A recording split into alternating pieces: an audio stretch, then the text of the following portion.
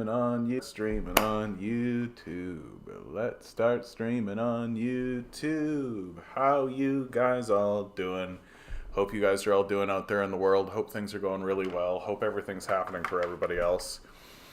Oh, we're notifying viewers that you're live. Fantastic. I hope you guys are all doing well out in the world. I had a very cathartic day today.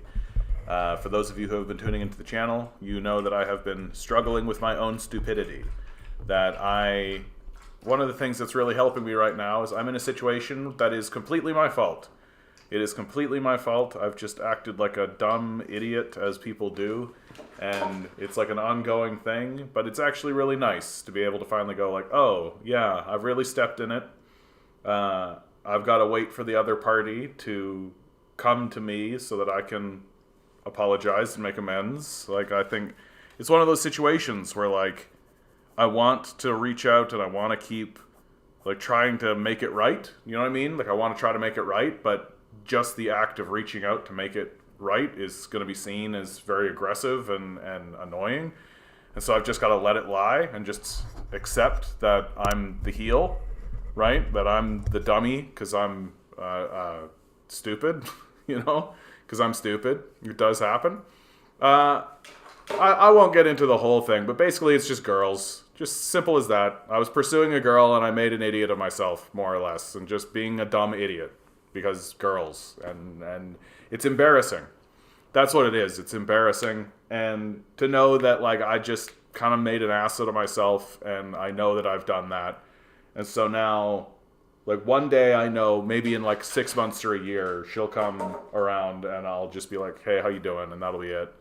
And, but like, to know that and to have that kind of catharsis of understanding that, like, that any pursuit of this person is not going to happen. And then what was so funny is that I got on my daily shuttle and there was a new driver. She's just like a beautiful woman.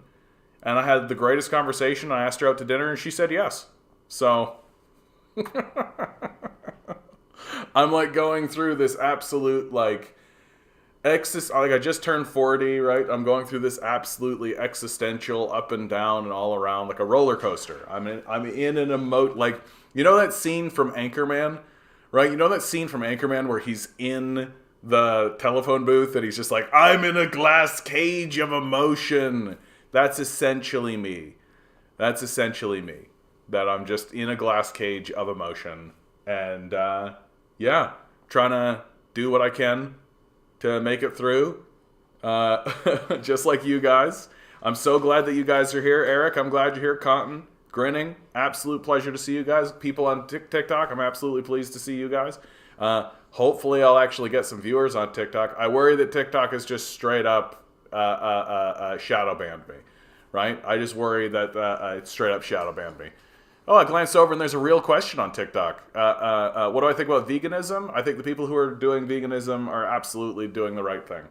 I think it's difficult to do. I think it's tough to do. I think that everybody is working really hard, and I support it completely. I try to eat as little meat as I possibly can myself, but I'm a man, and it's tough. Okay, Milo, you've eaten, dude. You ate, and now you're just staring at the bowl, whining. So you're gonna come and say hello to everybody on TikTok. Say, everybody, hey, how you doing? Saying hello to everybody on TikTok and YouTube and TikTok, YouTube and TikTok. All right. Hey, Santora, how you doing? You're looking a lot better today. Thank you, Santora. I appreciate that. I feel a lot better today, you know? I feel a lot better today. And I'm going to get through it. It's going to be fine. And everything's going to be fine. It's just... And today I also got called into work.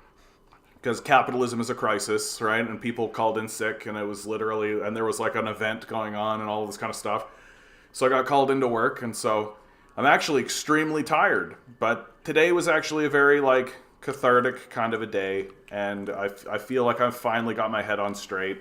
I did some really good meditation, had some really good meditation the other day, and like really I think I got my head screwed on back straight, and now I'm in that phase of like, I've made my errors, and I'm just gonna have to eat it, and I know I'm gonna eat it, and that's fine, and that's fine. I've just accepted it, and the thing that's annoying me right now is knowing that I caused anybody any stress whatsoever. Like, I don't want to do that. I never want to do that. I never wanted to do that. I never want anybody to feel as though they're put out by my actions. And that's what makes, like, pursuing a relationship difficult, because you are kind of intrinsically, like, risking that kind of thing. So, but that's life. That's life. That's life. And we all move on. And we all move on. And I Need Yetis, good to see you. Nova Scotia, good to see you. Anemone, absolute pleasure to see you. Eric, I'm not going to talk about that because I get shadow banned for talking about that kind of thing today. Sorry, dude. It's just how it is, right? If you talk about those subjects on TikTok, they just shadow ban you. Happened yesterday. So I assume it'll happen again if I do. Grinning guys, Norfolk Southern can declare bankruptcy, and the East Palestine victims will have to stand in line with all the rest of the creditors. Corporations are evil. You know it, buddy. Like, you know it. Yeah, all you can do is repent and move on. That's exactly right, Eric. That's exactly right. And just, like, honor what the other person wants you to do, and that's it. I think the trickiest part about it is, like, it's not like this person's a stranger and, like, out in the wilderness. Like, that I work on, like, I don't want to call it a compound, but, like, I work in, like, a place where they're at, and it's like, oh, okay, like, so I'm going to see them, I'm going to interact with them, it's going to happen that way. It's like small town shit. Like, that's what it is. It's like small town shit. And so I've just got to accept it and wait. That's all it is. And just wait. And maybe it'll never happen, and that's fine. Yep, none of that stuff. Look at Dizzy. Good to see you, bud. Yep, none of that today. What about, they released a document. I already put it in Discord, the short version. Where'd you put it in the Discord, dude? I'll take a look at it. Where'd you put it in the Discord, dude? You got to tell me where you put it, dude. Is it here? Here we go. Here is a document that we have. U.S. hegemony and its perils. How long is this? Not that long. This is a document that China is releasing from the Minister of Foreign Affairs of the People's Republic of China. Since becoming the world's most powerful country after the 2 world wars and the Cold War, the United States has acted more boldly to interfere in the internal affairs of other countries, pursue, maintain, and abuse hegemony, advance subversion and infiltration, and willfully wage wars, bringing harm to the international community. Hard to debate that, right? Hard to debate that. Yeah, 4-day work week is in the news. I've got it right. I've got that story here, because I mean, I think that we're to me, I kind of think like the biggest thing about it. The biggest thing about the 4-day work week is that it works. Like, that's the long and short of it. It increases the profits of the company. Like, this is the thing. Like, we live in a society that worships money. The only thing that they care about is more money. Does this equal more money? And the answer is yes, it does equal more money. And if it does equal more money, then chances are good it'll actually get done. Now, does this mean that workers are going to get, like, if it's a 4-day work week, are we going to get that extra day of wages folded in to the, like, are we all going to get a raise? So we'll get less hours, but it'll be before more money? Like, is that what's going to happen? But the report shows, like, employees at 61 companies across Britain worked an average of 34 hours across 4 days, while earning their existing salary. So no decline in wages, like literally just a reduction in hours. Of those, 56 companies, or 92% of the companies that did it, opted to continue like that. 18 of them permanently. The trial is the largest in the world. Like, no kidding. Like, give people more time, they're happier. Right? Everything's a lot better for them. I actually have a meme here that really shows, yeah, here we go. 4-day week campaign, it works. 92% of companies keep it. Burnout down by 71%.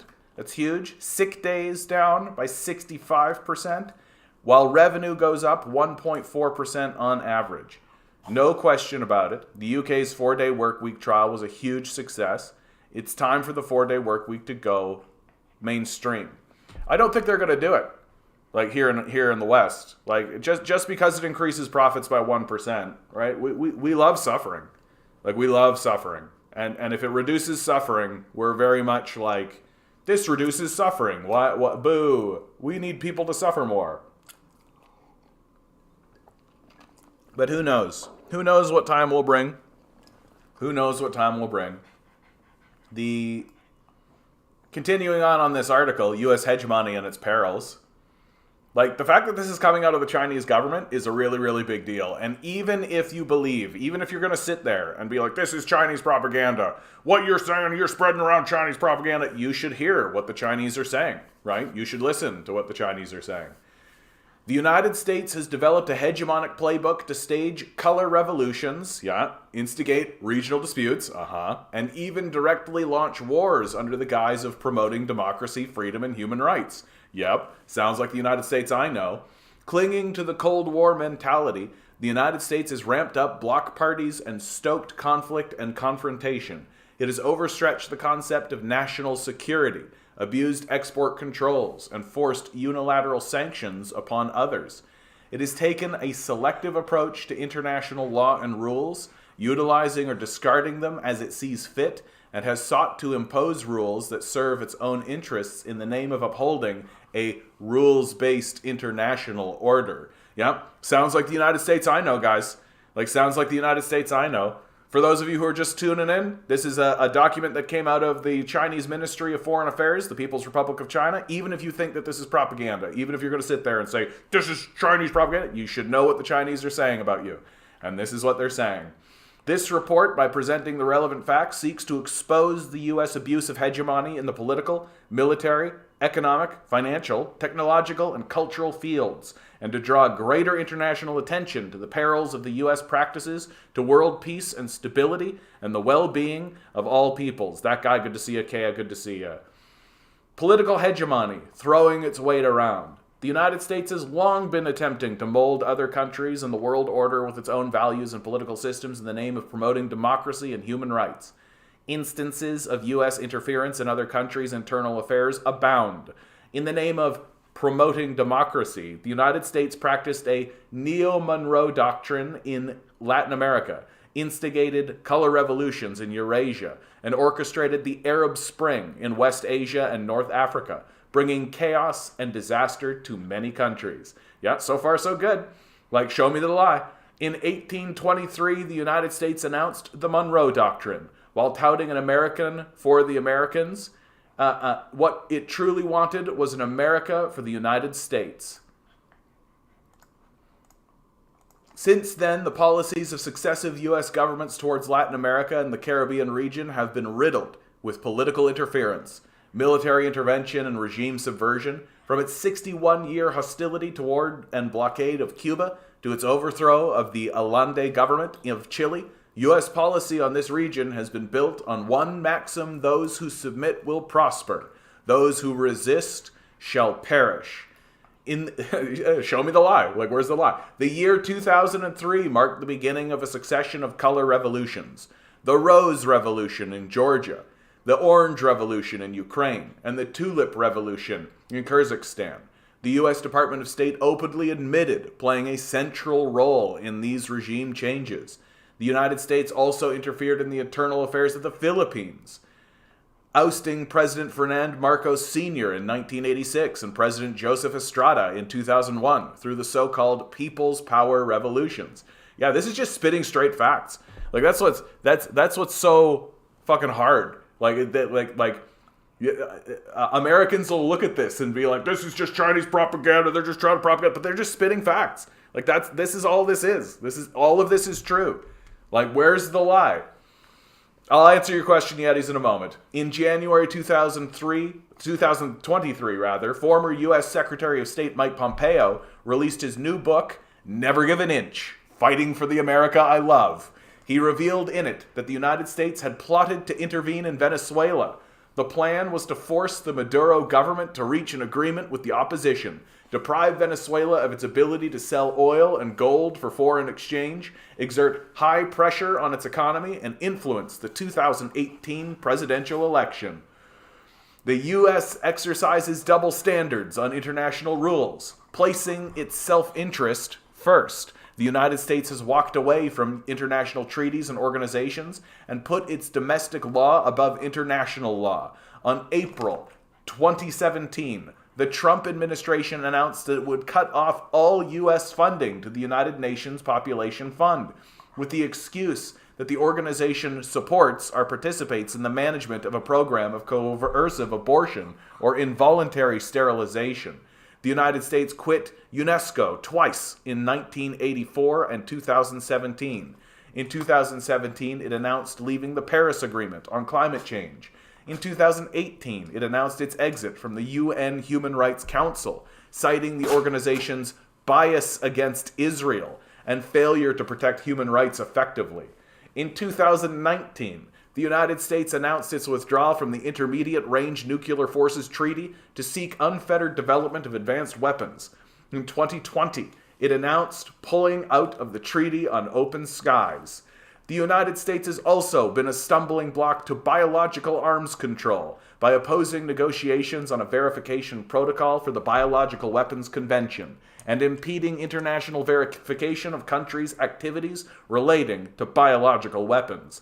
As the only country in possession of a chemical weapons stockpile, the United States has repeatedly delayed the destruction of chemical weapons and remained reluctant in fulfilling its obligations. It has become the biggest obstacle to realizing a world free of chemical weapons. This is just like spitting facts, dude. The United States is piecing together small blocks through its alliance system.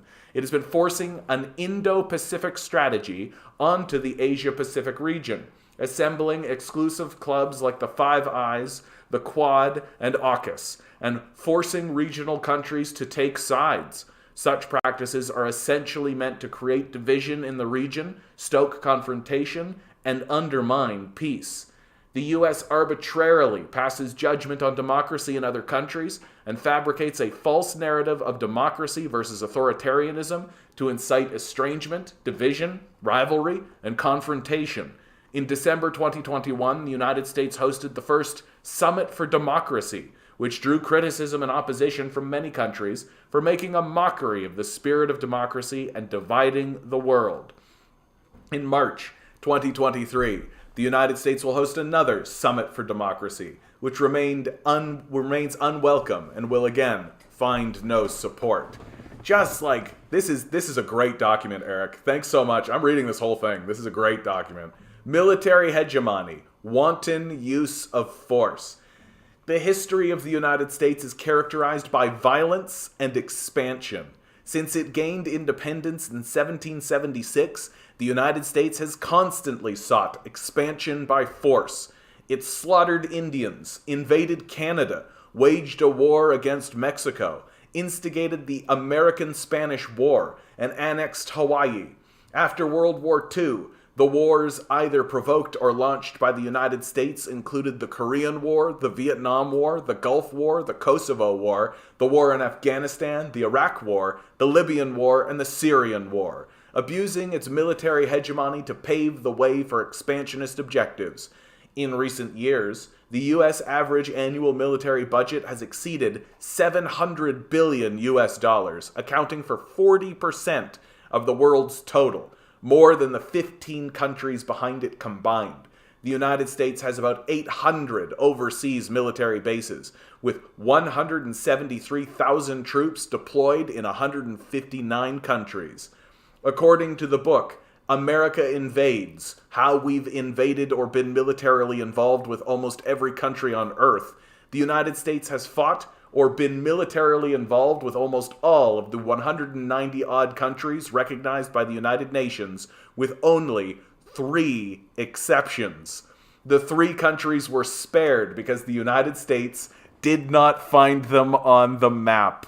That's a fucking sick burn, dude. That's just like a dunk by the Chinese right there. As former US President Jimmy Carter put it, the United States is undoubtedly the most warlike nation in the history of the world, according to a Tufts University report introducing the Military Invention Project, a new data set on U.S. military interventions, 1776 to 2019.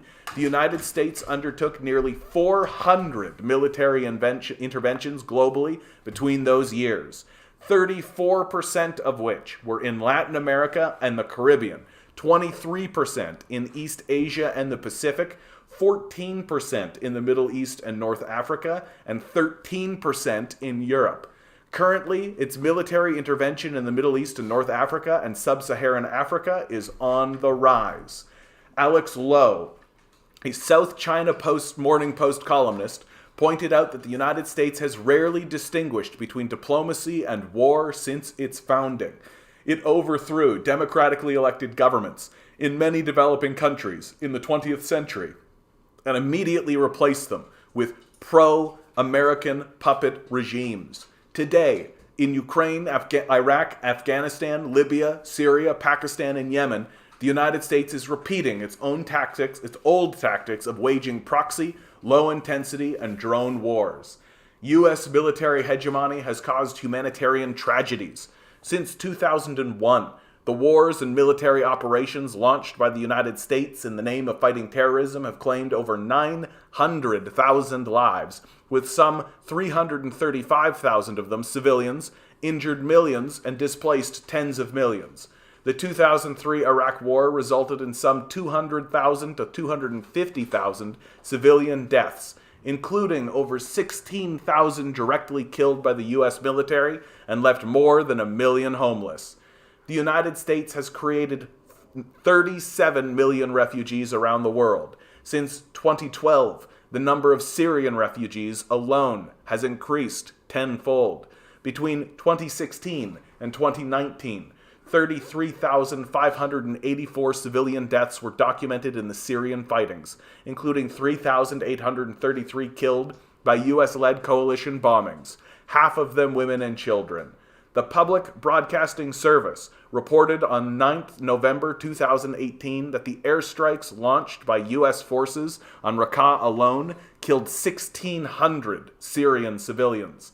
The 2 decades-long war in Afghanistan devastated the country. A total of 47,000 Afghan civilians and 66,000 to 69,000 Afghan soldiers and police officers unrelated to the September 11th attacks were killed in U.S. military operations, and more than 10 million people were displaced. The war in Afghanistan destroyed the foundation of economic development there and plunged the Afghan people into destitution.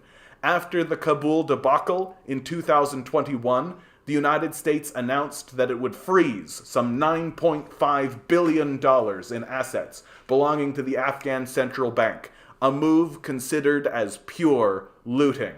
In September 2022, Turkish Interior Minister Süleyman Soylu commented at a rally that the United States has waged a proxy war in Syria, turned Afghanistan into an opium field and heroin factory, thrown Pakistan into turmoil, and left Libya in incessant civil unrest.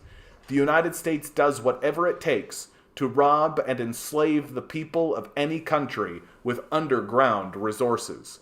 The United States has also adopted appalling methods in war. During the Korean War, the Vietnam War, the Gulf War, the Kosovo War, the war in Afghanistan, and the Iraq War, the United States used massive quantities of chemical and biological weapons as well as cluster bombs, fuel air bombs, graphite bombs, and depleted uranium bombs, causing enormous damage on civilian facilities, countless civilian casualties, and lasting environmental pollution. Like, where's the lie here, guys? Like, where's the lie? Right? If you're in the chat being like, this is Chinese propaganda, where's the lie? You show me the lie. Where is it? Economic hegemony, looting, and exploitation. After World War II, the United States led efforts to set up the Bretton Woods system. the International Monetary Fund, and the World Bank, which, together with the Marshall Plan, formed the international monetary system centered around the US dollar. In addition, the United States had also established institutional hegemony in the international economic and financial sector by manipulating the weighted vote system, rules and arrangements of international organizations, including approval by 85% majority, and its domestic trade laws and regulations. By taking advantage of the dollar's status as the major international reserve currency, the United States is basically collecting seigniorage from around the world and using its control over international organizations. It coerces other countries into serving America's political and economic strategy. The United States exploits the world's wealth with the help of seigniorage. It costs only about 17 cents to produce a $100 bill, but other countries had to pony up $100 of actual goods in order to obtain one. It was pointed out more than half a century ago that the United States enjoyed exorbitant privilege and deficit without tears created by its dollar, and used the worthless paper notes to plunder the resources and factories of other nations. The hegemony of the United States dollar is the main source of instability and uncertainty in the world economy. During the COVID-19 pandemic, the United States abused its global financial hegemony and injected trillions of dollars into the global market, leaving other countries, especially emerging economies, to pay the price. In 2022, the Fed ended its ultra-easy monetary policy and turned to aggressive interest rate hikes, caused turmoil in the international financial market, and substantial depreciation of other currencies, such as the euro, many of which dropped to a 20-year low. As a result, a large number of developing countries were challenged by high inflation, currency depreciation, and capital outflows. This was exactly what Nixon's Secretary of Treasury John Connally once remarked, with self-satisfaction yet sharp precision, that the dollar is our currency, but it is your problem. With its control over international economic and financial organizations, the United States imposes additional conditions to their assistance to other countries. In order to reduce obstacles to U.S. capital inflow and speculation, the recipient countries are required to advance financial liberation and open up financial markets so that their economic policies would fall in line with American strategy. According to the Review of International Political Economy, along with the 1,550 debt relief programs extended by the IMF to its 131 member countries from 1985 to 2014, as many as 55,465 additional political conditions had been attached. The United States willfully suppresses its opponents with economic coercion. In the 1980s, to eliminate the economic threat posed by Japan, and to control and use the latter in service of America's strategic goal of confronting the Soviet Union and dominating the world, the United States leveraged its hegemonic financial power against Japan and concluded the Plaza Accord. As a result, yen was pushed up, and Japan was pressed to open up its financial market and reform its financial systems. The Plaza Accord dealt a heavy blow to the growth momentum of the Japanese economy, leaving Japan to what was later called 3 lost decades. America's economic and financial hegemony has become a geopolitical weapon. Doubling down on unilateral sanctions and long-arm jurisdiction, the United States has enacted such domestic laws as International Emergency Economic Powers Act, the Global Magnitsky Human Rights Accountability Act, and the Countering America's Adversary Through Sanctions Act, and introduced a series of executive orders to sanction specific countries, organizations, or individuals. Statistics show that U.S. sanctions against foreign entities increased by 933% from 2000 to 2021. The Trump administration alone has imposed more than 3,900 sanctions, which means 3 sanctions per day. So far, the United States had or has imposed economic sanctions on nearly 40 countries across the world, including Cuba, China, Russia, the DPRK, Iran, and Venezuela, affecting nearly half of the world's population. The United States of America has turned itself into the United States of sanctions, and long-arm jurisdiction has been reduced to nothing but a tool for the United States to use its means of state power to suppress economic competitors and interfere in normal international business.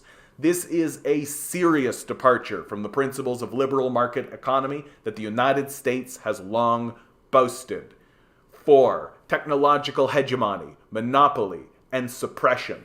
The United States seeks to deter other countries' scientific, technological, and economic development by wielding monopoly power, suppression measures, and technology restrictions in high-tech fields.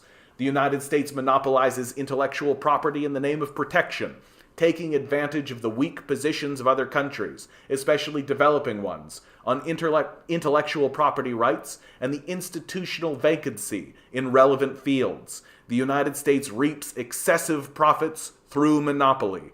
In 1994, the United States pushed forward the agreement on trade-related aspects of intellectual property rights, forcing the Americanized process and standards in intellectual property protection in an attempt to solidify its monopoly on technology. In the 1980s, to contain the development of Japan's semiconductor industry, the United States launched the 301 investigation, built bargaining power in bilateral negotiations through multilateral agreements, threatened to label Japan as conducting unfair trade, and imposed retaliatory tariffs, forcing Japan to sign the U.S.-Japan Semiconductor Agreement.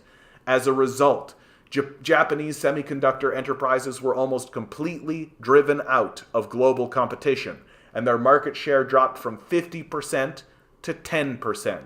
Meanwhile, with the support of the U.S. government, a large number of U.S. semiconductor enterprises took the opportunity and grabbed larger market share. The United States politicizes, weaponizes technological issues, and uses them as ideological tools, overstretching the concept of national security. The United States mobilized state power to suppress and sanction Chinese company Huawei, restricted the entry of Huawei products into the U.S. market, cut off its supply of chips and operating systems, and coerced other countries to ban Huawei from undertaking local 5G network construction. It even talked Canada into unwarrantedly detaining Huawei's CFO, Meng Wanzhou, for nearly 3 years. The United States has fabricated a slew of excuses to clamp down on China's high-tech enterprises with global competitiveness, and has put more than 1,000 Chinese enterprises on sanction lists. In addition, the United States has also imposed controls on biotechnology, artificial intelligence, and other high-end technologies, reinforced export restrictions, tightened investment screening, suppressed Chinese social media apps such as TikTok and WeChat, and lobbied the Netherlands and Japan to restrict efforts of chips, exports of chips, and related equipment or technology to China. The United States has also practiced double standards in its policy on China-related technological professionals. To sideline and suppress Chinese researchers since June 2018, visa validity has been shortened for Chinese students majoring in certain high-tech related disciplines. Repeated cases have occurred where Chinese scholars and students going to the United States for exchange programs and study were unjustifiably detained and harassed, and large-scale investigation on Chinese scholars working on the United States was carried out. The United States solidifies its technological monopoly in the name of protecting democracy by building small blocks on technology, such as the CHIPS Alliance and Clean Network. The United States has put democracy and human rights labels on high technology and turned technological issues into political and ideological issues, so as to fabricate excuses for its technological blockade against other countries. In May 2019, the United States enlisted 32 countries to the Prague 5G Security Conference in the Czech Republic and issued the Prague Proposal in an attempt to exclude China's 5G products. In April 2020, then U.S. Secretary of State Mike Pompeo announced the 5G Clean Path, a path designed to build technological alliances in the 5G field with partners bonded by their shared ideology on democracy and the need to protect cybersecurity. The measures, in essence, are the U.S. attempts to maintain its technological hegemony through technological alliances. The United States abuses its technological hegemony by carrying out cyber attacks and eavesdropping. The United States has long been notorious as an empire of hackers, blamed for its rampant acts of cyber theft around the world. It has all kinds of means to enforce pervasive cyber attacks and surveillance, including using analog base station signals to access mobile phones for data theft, manipulating mobile apps, infiltrating cloud servers, and stealing through underseas cables. The list goes on. U.S. surveillance is indiscriminate. All can be targets of its surveillance, be they the rivals or allies. Even leaders of allied countries, such as former German Chancellor Angela Merkel and several French presidents. Cyber surveillance and attacks launched by the United States, such as PRISM, Dirtbox, Irritant Horn, and Telescreen Operation, are all proof that the United States is closely monitoring its allies and partners. Such eavesdropping on allies and partners has already caused worldwide outrage. Julian Assange, the founder of WikiLeaks, a website that exposed U.S. surveillance programs, said that do not expect a global surveillance superpower to act with honor or respect. There is only one rule. There are no rules. 5. Cultural hegemony, spreading false narratives. The global expansion of American culture is an important part of its external strategy. The United States has often used cultural tools to strengthen and maintain its hegemony in the world. The United States embeds American values in its products, such as movies. American values and lifestyle are a tied product to its movies and TV shows, publications, media content, and programs by the government-funded nonprofit cultural institutions. It thus shapes a cultural and public opinion space in which American culture reigns and maintains cultural hegemony. In his article, The Americanization of the World, John Yema, an American scholar, exposed the real weapons in the U.S. cultural expansion: the Hollywood, the image design factories on Madison Avenue, and production lines of Mattel Company and Coca-Cola. There are various vehicles in the United States that uses to keep its cultural hegemony. American movies are the most used. They now occupy more than 70% of the world's market shares. The United States skillfully exploits its cultural diversity to appeal to various ethnicities. When Hollywood movies descend on the world, they scream the American values tied to them. American cultural hegemony not only shows itself in direct intervention, but also in media infiltration and as a trumpet for the world. U.S.-dominated Western media has a particularly important role in shaping global public opinion in favor of the U.S., meddling in the internal affairs of other countries. The U.S. government strictly censors all social media companies and demands their obedience. Twitter CEO Elon Musk admitted on the 27th December 2022 that all social media platforms work with the U.S. government to censor content, reported Fox Business Network. Public opinion in the United States is subject to government intervention to restrict all unfavorable remarks. Google often makes pages disappear. U.S. Department of Defense manipulates social media. In December 2022, The Intercept, an independent U.S. investigative website, revealed that in July 2017, U.S. Central Command Officer Nathaniel Kaller instructed Twitter's public policy team to augment the presence of 52 Arabic language accounts on a list he sent, 6 of which were to be given priority. One of the 6 was dedicated to justifying U.S. drone attacks in Yemen, such as by claiming that the attacks were precise and killed only terrorists, not civilians. Following Kaller's directive, Twitter put those Arabic language accounts on a white list to amplify certain messages. The United States practices double standards on freedom of the press. It brutally suppresses and silences media of other countries by various means. The United States and Europe bar mainstream Russian media such as Russia Today and the Sputnik from their countries. Platforms such as Twitter, Facebook, and YouTube openly restrict official accounts of Russia. Netflix, Apple, and Google have removed Russian channels and applications from their services and app stores. Unprecedented draconian censorship is imposed on Russia-related contents. The United States abuses its cultural hegemony to instigate peaceful evolution in socialist countries. It sets up news media and cultural outfits targeting socialist countries. It pours staggering amounts of public funds into radio and television networks to support their ideological infiltration. And these mouthpieces bombard socialist countries in dozens of languages with inflammatory propaganda day and night. The United States uses misinformation as a spear to attack other countries and has built an industrial chain around it. There are groups and individuals making up stories and peddling them worldwide to mislead public opinion with the support of nearly limitless financial resources. Conclusion. While a just cause wins its champion-wide support, an unjust one condemns its pursuer to be an outcast. The hegemonic, domineering, and bullying practices of using strength to intimidate the weak, taking from others by force and subterfuge, and playing zero-sum games are exerting grave harm. The historical trend of peace, development, cooperation, and mutual benefit are unstoppable. The United States has been overriding truth with its power and trampling justice to serve self-interest. These unilateral, egotistic, and regressive hegemonic practices have drawn growing, intense criticism and opposition from the international community.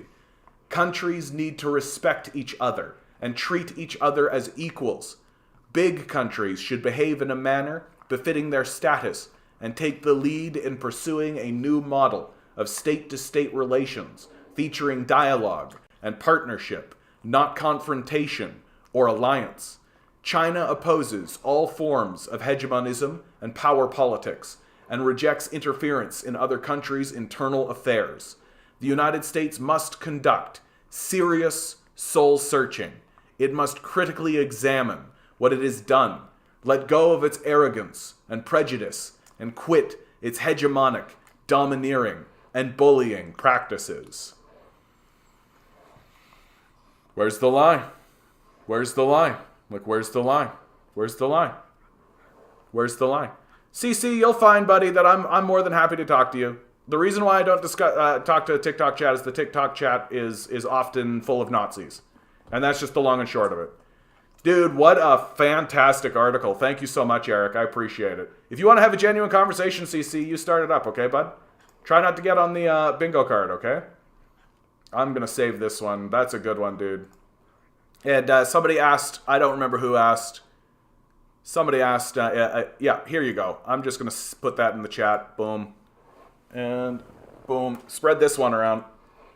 Even if you believe that this is nothing but Chinese propaganda, this is what China is saying. And you should know it. And you should know it. This is a powerful article. This is an absolutely powerful article. That guy was you. Link to the article. Fantastic. Oh, Lord, won't you buy me a Mercedes-Benz? I need Yetis. If God was watching this, what would you say to him? Help us out. Help us out. Help us out.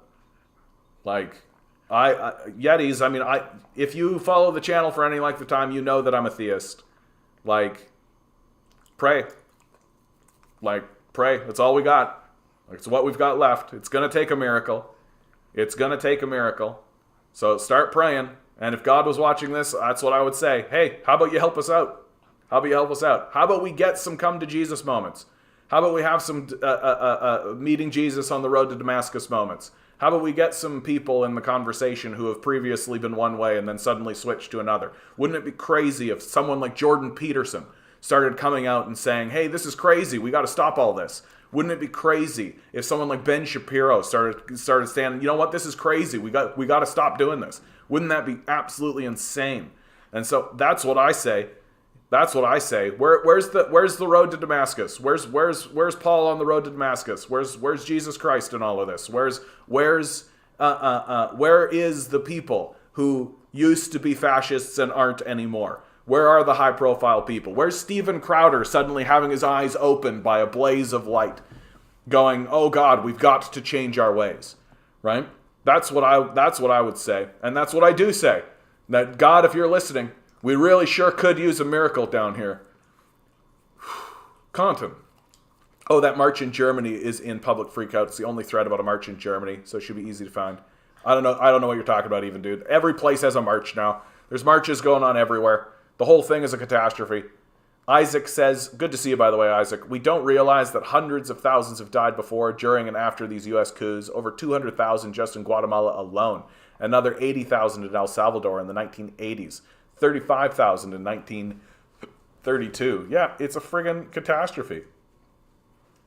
Ligand Disease says, the use of crueler weapons against non-whites has been a constant theme. I remember learning that even in the 1800s, Europeans fired cubed or jagged cannonballs against Turks instead of round balls. Brutal. Seraphim, it was boo? You got it, bud. Oh, I see. It was BS when Canada stopped Huawei from coming into Canada. We missed out big time. For sure we did. For sure we did. We are turning ourselves into a technological backwater. That this article that we just read was one step away from saying something that I have been saying all along, which is the United States, if you sanction everybody, you're the one that's isolated. If you sanction everybody, you're the one that's isolated. And this article basically got up to that point, but didn't outright say it that way. And when it felt like they were going to say it, I was like ready to fist pump, because I say that all the time. We here in the United States and Canada are sanctioning everybody. We're going to isolate ourselves. And the fact that China feels comfortable enough to pump out an article like this shows you that it's happening, that we are isolating ourselves. And what I actually think is really beautiful about this article is that this isn't a call to war. Like this is a call to normalize relations.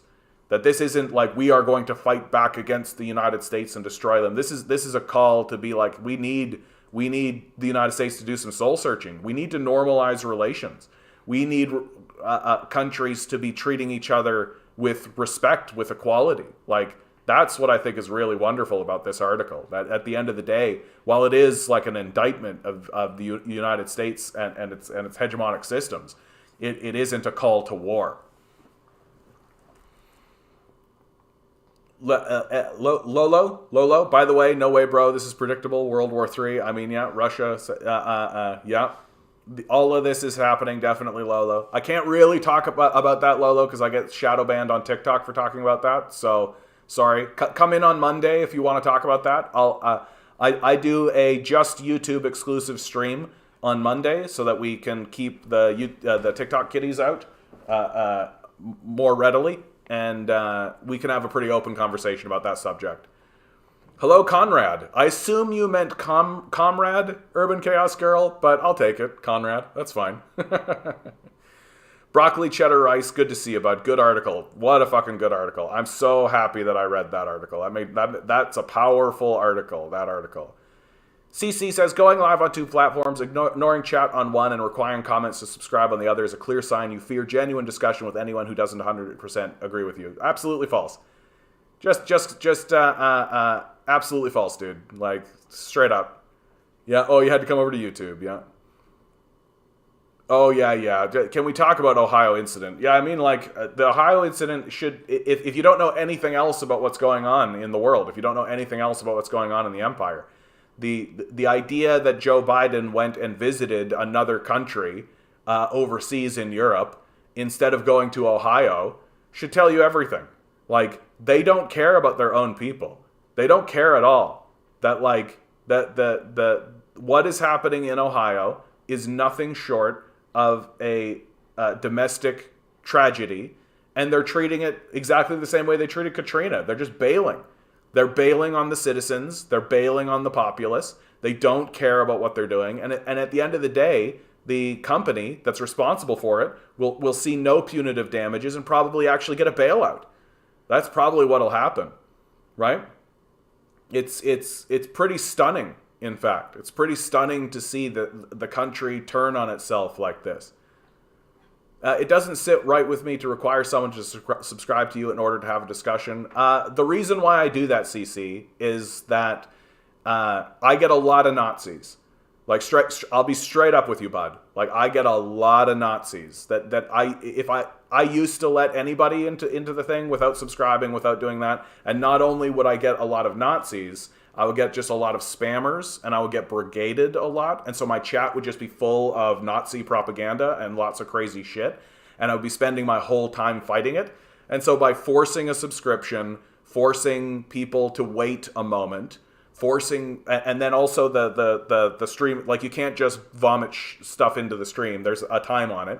It slows them down. It slows down the Nazis and makes it, and basically dissuades them. And while I understand your position, like, you hope for a free, open conversation, I am dealing with Nazis every day on this stream. So that's why I do it this way, and that's why I'm going to continue doing it this way. Yeah, what a beautiful, somebody said good article. It's completely Eric, and I believe you said that too, Major. Good to see you, by the way, Major. Yeah, I found this article too because of Eric. Good find, Eric, bud. What a really, really good find. This was a really, really good one. That really lifted me up. That really lifted me up. Yeah, I view it more as a declaration of a Cold War because China is not going to tolerate it any longer. I mean, it's a powerful statement. Like, this is a powerful statement. There's no other way to describe this. Like, other countries in the world are going to read this. Other places around the world are going to see this. Other organizations are going to see this and see that this is what China is saying. And the United States is largely going to ignore it because that's how it works, right? The United States is pounding the drum to war. They're doing everything they can to destroy it. And also, I think that China feels that it has to say something. Like, it's not just going to silently sit impassively by while the United States works to militarily destroy it, right? It's got to try something. And this is a powerful statement. Yeah, we know the U.S. are not going to listen to the warning and going to lead to a Cold War, and we know it. Yeah, I think you're probably right, Eric. Like, you're probably right. But they've got to do something. Urban Chaos Girl, my bad. That's okay, Urban. You can say what you like. You can say what you like. Yeah, Joe's a Sleepy Joe. Good old Sleepy Joe. Yeah, on Monday we'll talk about that, Eric. That sounds good, dude. That sounds good. Isaac, Venezuela began making parts for their metro trains because the U.S. refuses to sell them the parts. They need to keep them running. They also have to start building buses for public transportation. Yeah, exactly. Exactly. Lolo says, and this is of Ohio, dead serious. People are already in hospital. People are forming riots and protests to strike U.S. U.S. lies to the people that the water is clean when it has all that toxic shit. Yeah. Yeah, dude. Yeah, dude. Like the Ohio situation, like, and really something to really think about, guys. If it wasn't for social media platforms, like if it wasn't for TikTok, if it wasn't for these places, we wouldn't know about this. Like, we wouldn't even know about the event. Really, really think about that. That they would have reported this event, that the way that they would report any of this kind of stuff. That it would have just been a ticker, right? And it would have just been like, oh, there was a train derailment in Ohio. There were some chemicals, and that would be it. And it would be like a ticker on the bottom of the screen while some talking heads would be like, can you believe what happened at the Oscars? Like, that's what it would be. And it's because of social media, and it's because people like myself and many, many others are dedicated to actually trying to push this information out that we even know about this Ohio situation. Like, that to me is what's absolutely terrifying about what's going on, is that there's been such a collapse. The media system has utterly collapsed to the ground. It is a terrible, terrible situation, and it's making us stupid. That's the biggest problem, is that it's making us stupid. That we are really, really, really, like, we're becoming stupid because we don't know anything. We don't understand what's going on in the world. We certainly don't know what other nations are saying about us. We certainly don't care about what other nations are saying about us. And it's just making us a very stupid, belligerent people. And we're going to make stupid, belligerent choices. Yep, the Republicans and Trump now going to a highway is politicizing an environmental crisis they themselves contributed to. Absolutely. Yeah, like Trump is responsible for this. Trump is responsible for removing a lot of the restrictions, right? Cutting through the red tape, so to speak. But Trump is going to run on like, it's wild actually. I do think that Trump is going to end up running on like an environmental anti-war platform. That the people, like there was that Rage Against the War Machine protest that happened, and it was like a group of leftists and right wingers that were coming together. And I think that there's a lot of fear in the populace right now. People are afraid of what's going on, and I think that somebody like Trump is going to is going to capitalize on that. He's going to take a look at the fear that people have, and he's just going to say what he needs to say to get elected, right? He doesn't require a subscription. Technically, I do, actually, Seraphim. Like, I require you to subscribe if you want to talk to me because it's a deterrent. Straight up. Like, it's just a deterrent. I'm not sitting here being like, that'll get my subscriber count up. That's not what I'm doing. I'm sitting here being like, if these Nazis want to come in and, like, spew the N-word around and say a bunch of Nazi stuff, and so forcing me to interact with them and forcing me to get rid of them, I'm going to force them to click a button, subscribe to me, and wait 5 minutes. And then they can put up one statement, wait another 10 seconds, and put up another statement. And by that point, they're banned. So every single time they want to do that, they got to wait like 10 minutes, right? That's the reason I do it that way. I'm not trying to get a subscription so that I can get my numbers up. Like, that's not what it's about. I don't care about that at all. It's to completely block out and dissuade Nazis from coming in here and filling the chat with their filth. Yep, he engages with people who disagree with him all the time. Yeah, TikTok stream chats are just crazy. He focuses on YouTube. It's that simple. That's the exact truth of it. Basically, I would say like 95% of the time that I look over at the TikTok chat, it's nuts. Like, it's absolutely crazy. Yeah, who would win in a twerk-off, Stalin or Lenin, right? That's pretty soft serve as far as it goes, but like, there you go. Like, that's not the kind of community that I'm attempting to cultivate. And if people want to do that kind of stuff on TikTok, then they're happy to do it. But if you want to have a serious adult conversation with a serious adult who actually understands the subject that he's talking about, you can come over to YouTube, you can wait 5 minutes, and then you can ask your questions to me. And that's really the case. Yeah. Oh, you're dealing at Nazis at work? Urban Chaos Girl. Oh my God. That's crazy. I can't imagine what it'd be like to deal with them in person. That's too much for me. Yeah, if Americans aren't willing to take to the streets for this, they're truly lost. Yeah. I got racists, but I'm no open Nazis. That's rough, Chaos Girl, yeah. CC, I'm coming to understand why he does it now, but he does require you to subscribe to YouTube to comment. Yeah, and there's a reason for that. I understand why now, but he does factually do that. That's not a debate or opinion. Yep, that's right. That's correct. And the reason I do that is because that's where the timer is. Like, I have no other way to prevent people from just coming in and starting to chat with and fill the chat. So that's where you've got to subscribe. Then it's a 5-minute wait.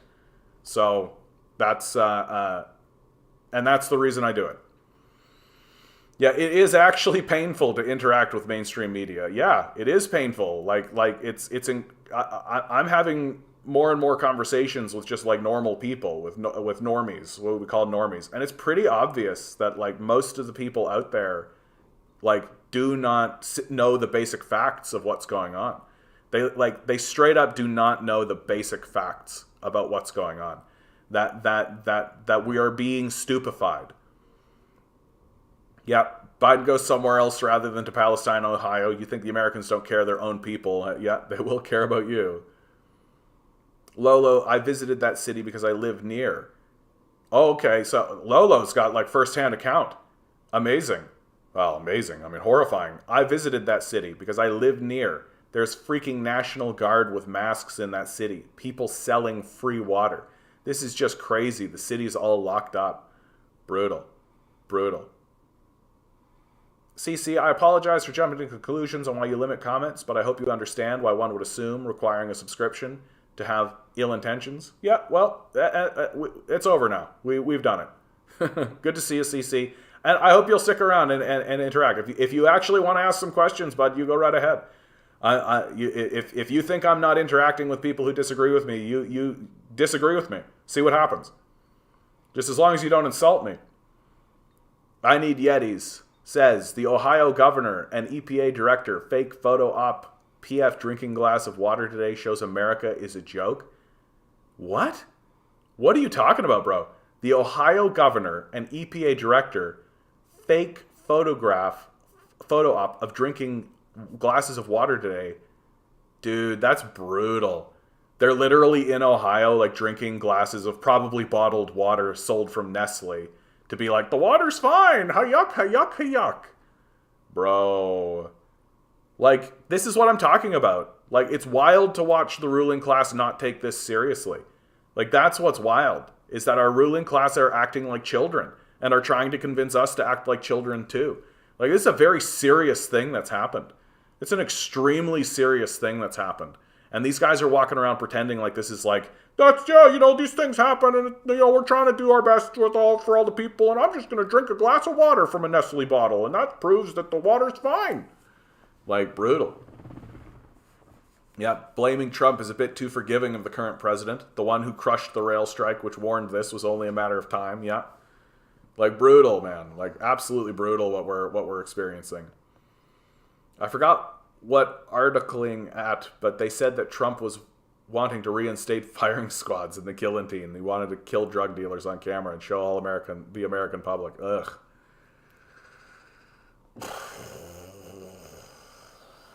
It could happen. Like, it could happen. We could go down that road. Geez, there are videos. You can see any of these National Guards besides the one where they arrested that reporter. I mean, yeah, arresting the reporter, eh? Just literally straight up saying to all reporters, if you come here and ask questions, we will arrest you. Like, it's that's brutal. Like, that's really, really brutal. Yeah.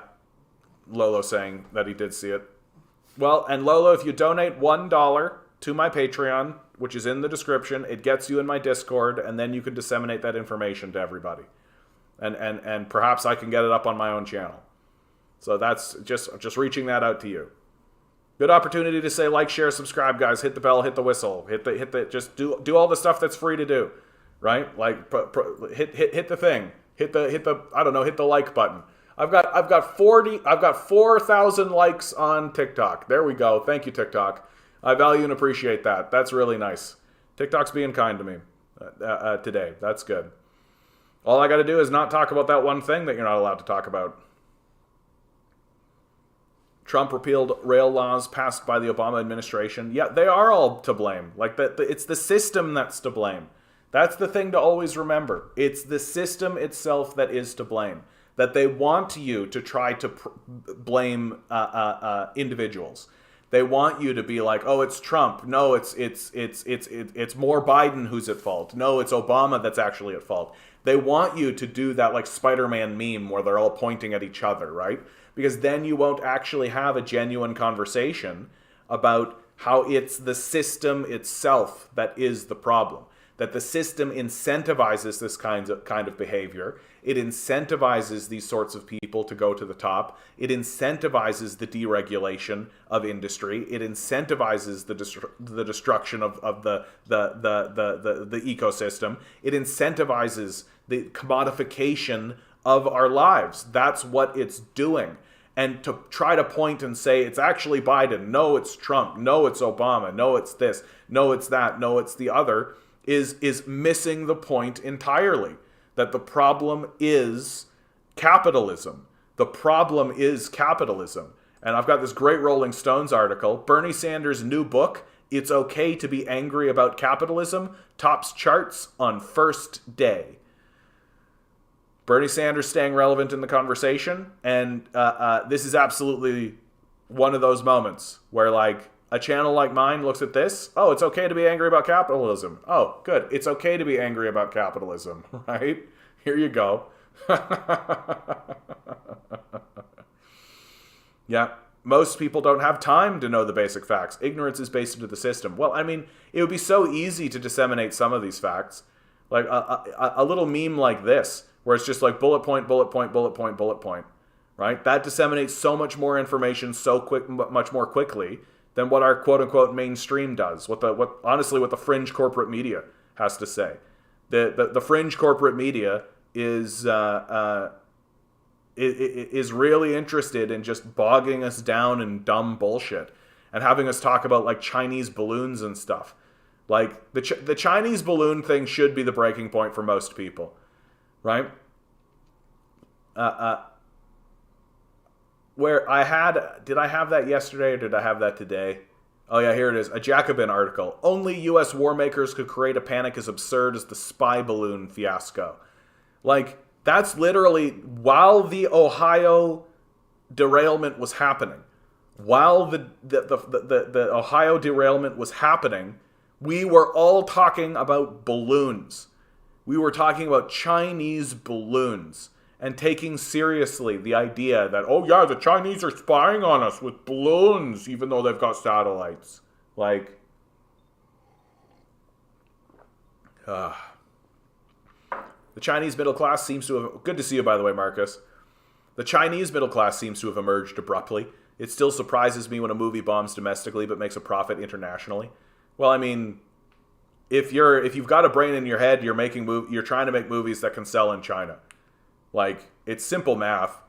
Like, at best, you could sell 300 million tickets in America. You can sell 1.4 billion tickets in China. Like, you don't need to be a genius to figure this out.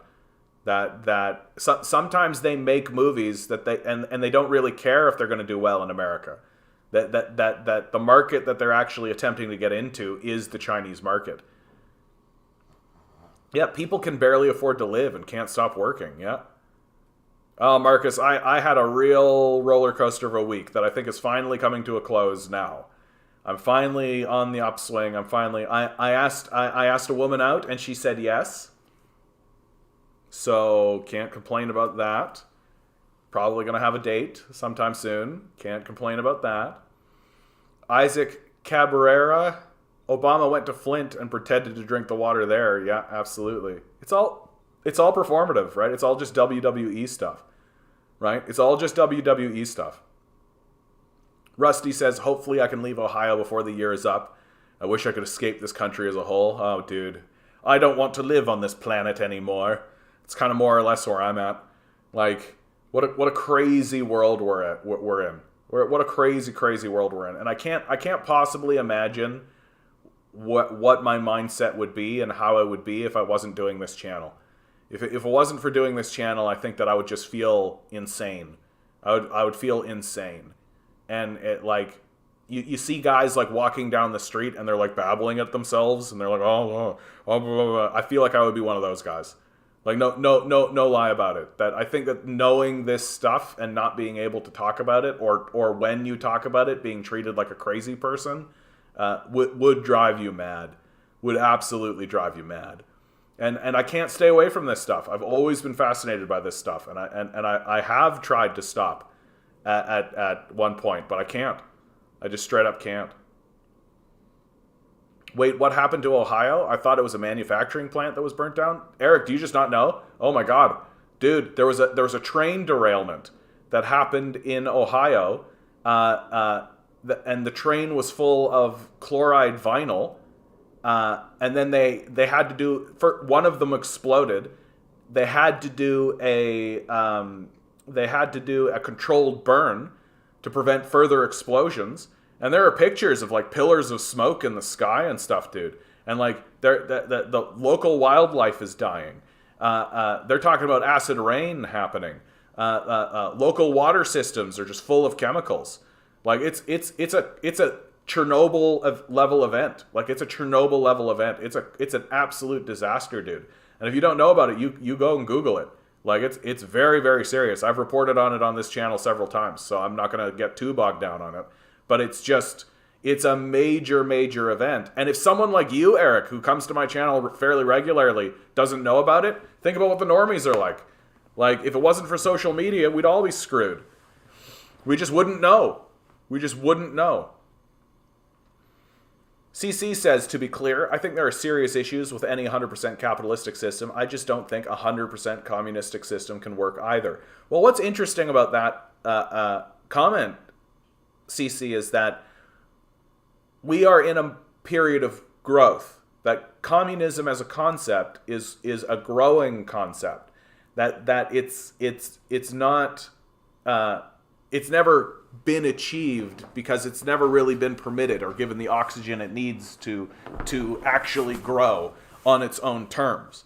That like you think about like the Soviet Union, it starts growing its communist project and then is invaded seriously by the Nazis. The East Asian countries begin moving towards communist systems and get absolutely catastrophically bombed by the United States. Like there's literally like 20,000 unexploded bombs in Laos that still kill people fairly regularly. Like we haven't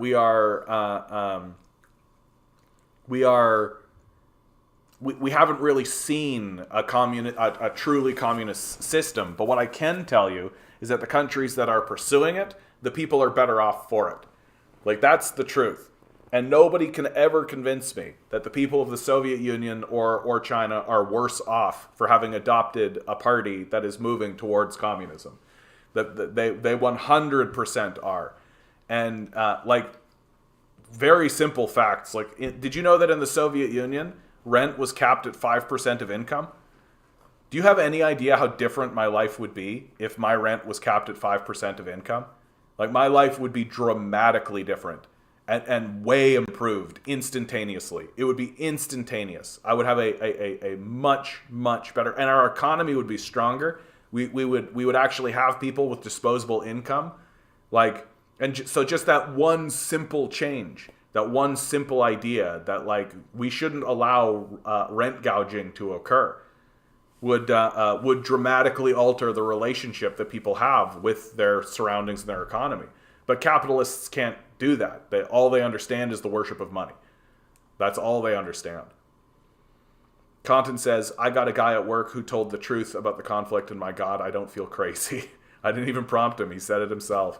That's amazing, actually, dude. That's amazing. Urban Chaos Girl says, I got you, man. I'm going to give you $5. Well, amazing. Good opportunity to say like, share, subscribe. Give me money.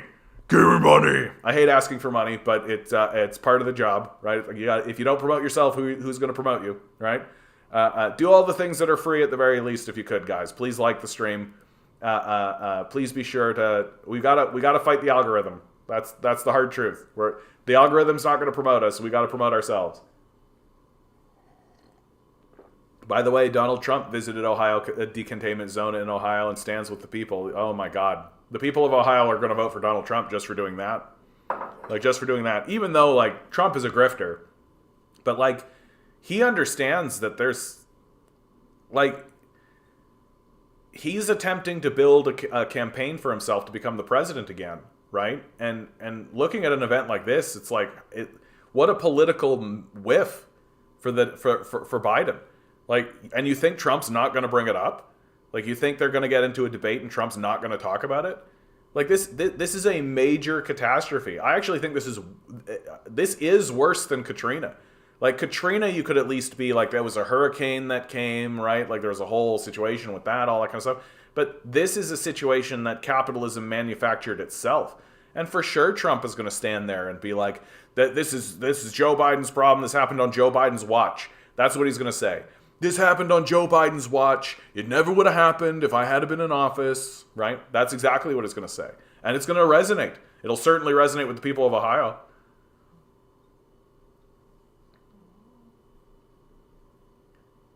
Ward, absolute pleasure to see you, Ward. I like to always point out to people when Ward comes in, Ward was the first person who gave me $1.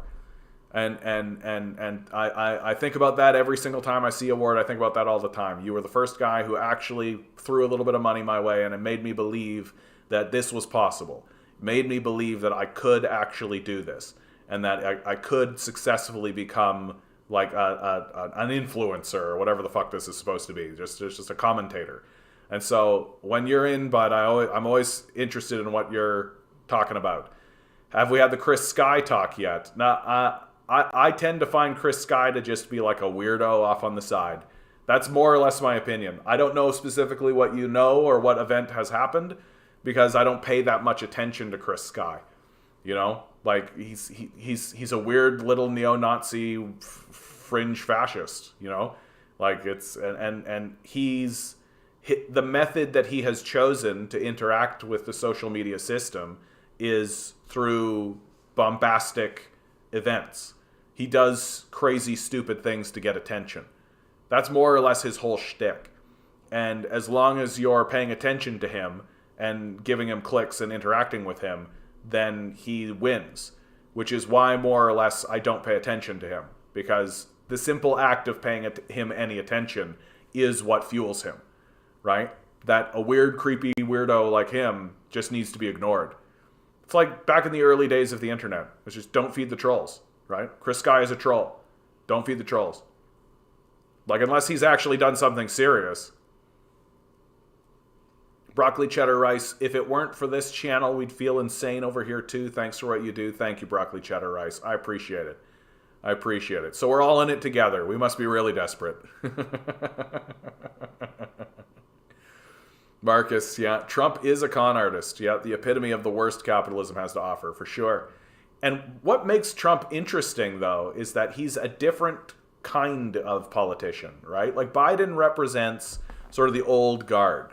He represents the old grift, you know? That Donald Trump's grift is a different kind of a grift. And that's what I think makes it so interesting to lots of people. He's the heel in the conversation. He understands that he can be the villain and say really brutal things. I'm listening to Matt Taibbi's book Hate Inc. right now, and he goes through this with a lot of detail and talks about how Donald Trump, like, there's a whole section in the book about how Donald Trump used the word schlong, and that this became like a media storm, that everybody was like, oh, Donald Trump said schlong, that means we can say schlong, oh my god, let's say schlong. And it like gave Trump a bunch of free advertising because he was vulgar, right? Basically, that he understands that Americans are tired of these sort of old guard, like the old show of being the strong, like, Reaganite style leader, right? The old show of being that, like, Reaganite, we are here for America to help Americans be America, God bless America, that whole thing. Like, he understands that there are a lot of Americans that are tired of that show. And so he's bringing another show. And given that the American system, the American electoral system, is strictly a vanity project that is a theatrical presentation along the same levels of WWE, bringing in something fresh and new is exactly what people are asking for and exactly what they want. Test. I don't know if I've ever seen you here before, Test. Good to see you. Hope you're here to be beautiful. Oligarchs like Gates have said they make more money in Asia anyway. They don't care about the domestic market anymore. Yeah, they'll all let you die, no problem. You're redundant. Yeah, I think there's truth to that. It's almost as though there is a enormous problem with giving one person billions and billions of dollars. It's almost as though giving one person billions of dollars is a failure from the start. That probably we shouldn't be doing that. Isaac says U.S. Vietnam vets are retiring in Vietnam because they can't afford to live in the U.S. Yeah, I've seen that story. That's a crazy, crazy story. Test says human beings are communist by nature, hunter-gathering communally live off the earth. Yeah, Marx talked about that. He called it primitive capitalism, or primitive communism, rather. It's only civilized people who privately own. Civilization is madness. Sigmund Freud said that, eh? Yo-Yo Gaming 123. Here we go. Where has communism worked? Where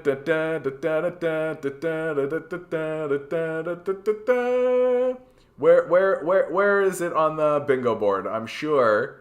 Did we hit it? Where has communism worked? Oh no, it's not on the board. Okay. Very good. You avoided the bingo board, Yo-Yo Gaming. Good for you, bud. All right, where has communism worked? I would argue that it worked very well in the Soviet Union when they chased off the Tsars, turned an agrarian country into an industrial superpower that were the first people into space, who defeated the Nazis. I'd argue that it worked very well in China, where they threw off the imperialists and got out of the 100 years of humiliation. I would argue that in China today, it's currently doing very well for a populace, that it lifted 800 million people out of poverty over a very short period of time with the leadership of the Chinese Communist Party. I would say it's working very well in places like Vietnam, who defeated the U.S. imperial forces that were attempting to destroy them, and then rebuilt swiftly. I'd say it's working very well in a place like North Korea that was able to build after the United States leveled it to the ground, murdering 20% of their population. Right? I would say that communism has many successes. That all you have to do is sort of accept that it's a journey, that communism is a goal, that it can't be achieved overnight. Rome wasn't built in a day. And to try to pretend as though the Soviet Union, China, Vietnam, Laos, Cambodia, North Korea have not had major successes for their populaces and have had major improvements for their populaces is wild to me. It's a wild idea to think that these countries did not successfully improve themselves rapidly under communist policies and under communist parties. That like, for God's sakes, the Soviet Union were the first people into space. Like, I don't know what you need, man. Like, I don't know what you need. I feel like people get really purist about this sort of stuff. That it has to be that, like, the people walked into the square and then it was a stateless, moneyless society, and it has to be, like, instantly that day, as if there is no, like, antagonizing force that's attempting to destroy them. Test. Communist socialist Ethiopia actually regulated the rent seekers. People could not own more than one house, no landlords. Ethiopia is now a capitalist U.S. neo-colony. Yeah, of course. No, they can't. America can't tolerate that. America can't tolerate the idea that people are free and live decent lives. Like, it's just something it can't tolerate. Like, it literally went. It really, like, the United States literally went into Vietnam, Laos, and Cambodia saying out loud to everyone, we are going in there to staunch the spread of communism. That if there's a bunch of people sharing resources, living without rent, living without landlords, we simply must destroy it for the sake of its existence. Because we cannot allow the world to have an alternative model to the system of capitalism. That's straight up how it works. And the idea that isn't happening is extremely weird to me. CC says, I have to be honest, I really misjudged you. Well, I'm glad to hear that, CC. I'm glad that I changing hearts and minds. That's what we're here to do. That's what we're here to do. I hope you're having a blessed one out there, CC. I'm glad that you're. I'm glad that you stuck around, bud. I'm glad that you stuck around. Ernie, the socialist oriented model in Vietnam have some serious rent controls there, so the housing is really cheap for mid-income expats. Yeah, absolutely. Like, screw these landlords, man. Like, why are we paying any attention to these landlords? Why are we listening to any of these landlords? Yeah, put it as communism is utopian. You got it, bud. You got it, Command Genius. You're right. Communism is utopian. There we go. First on the board. Here we go. What do we got? Holodomor. Let's say Stalin Mao killed everyone.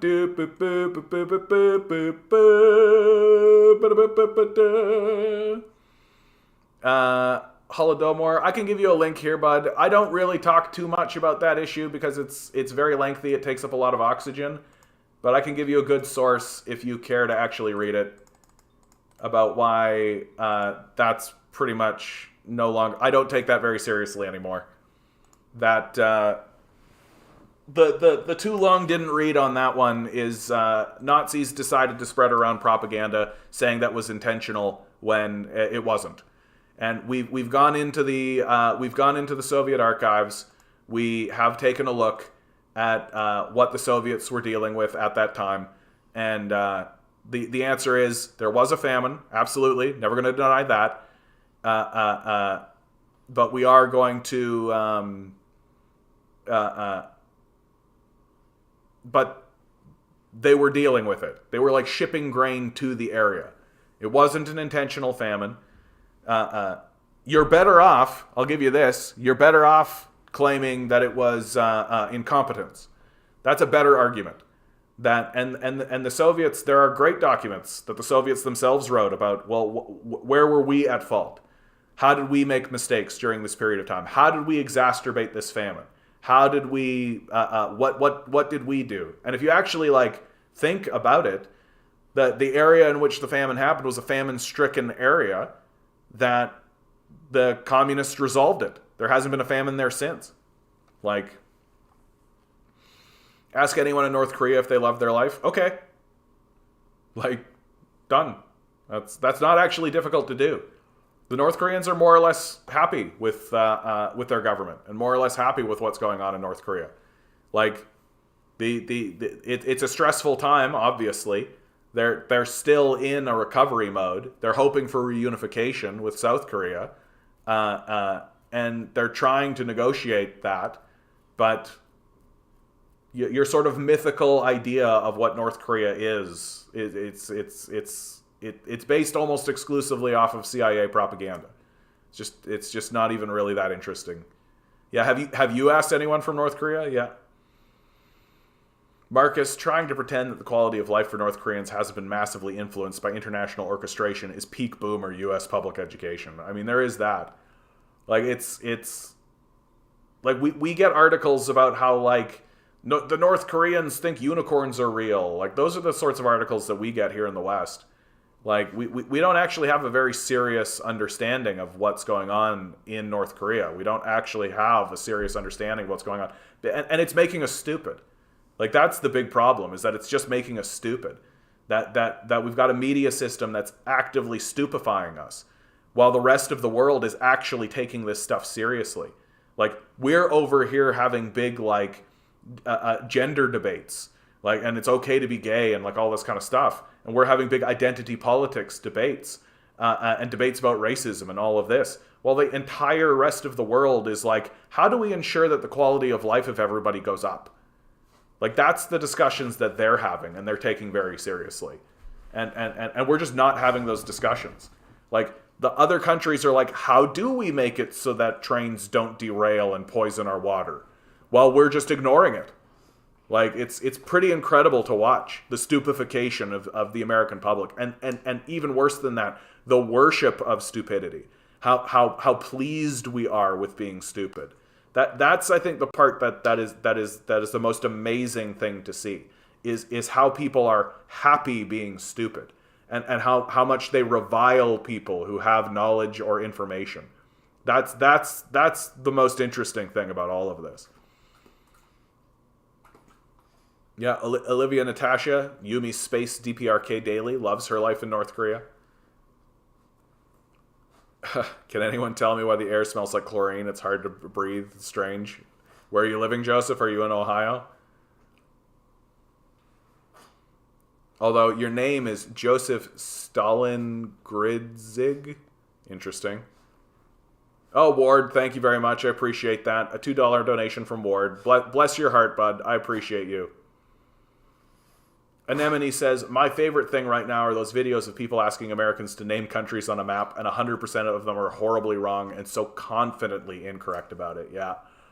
Joseph, there was a train derailment in Ohio containing toxic substances. The government did a controlled burn, which released said chemicals into the atmosphere.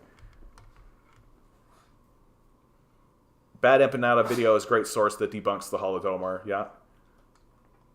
I just went on that doc and some of the sources linked to Ukrainian sites. Yeah. The best way to get info. Yeah, it's a collection of documents. And I haven't gone through it and, like, as you can see, I haven't gone through it and, like, double checked that so some of these links might be dead, but there's so much information on it that I'm happy to still use it. Yeah.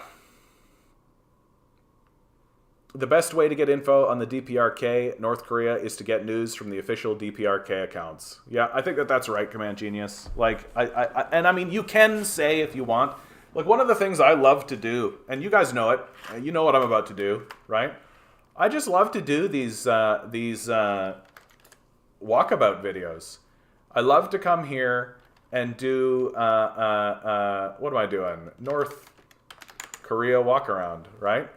I think that there's so many, like there's so much propaganda that happens, and we tend to create a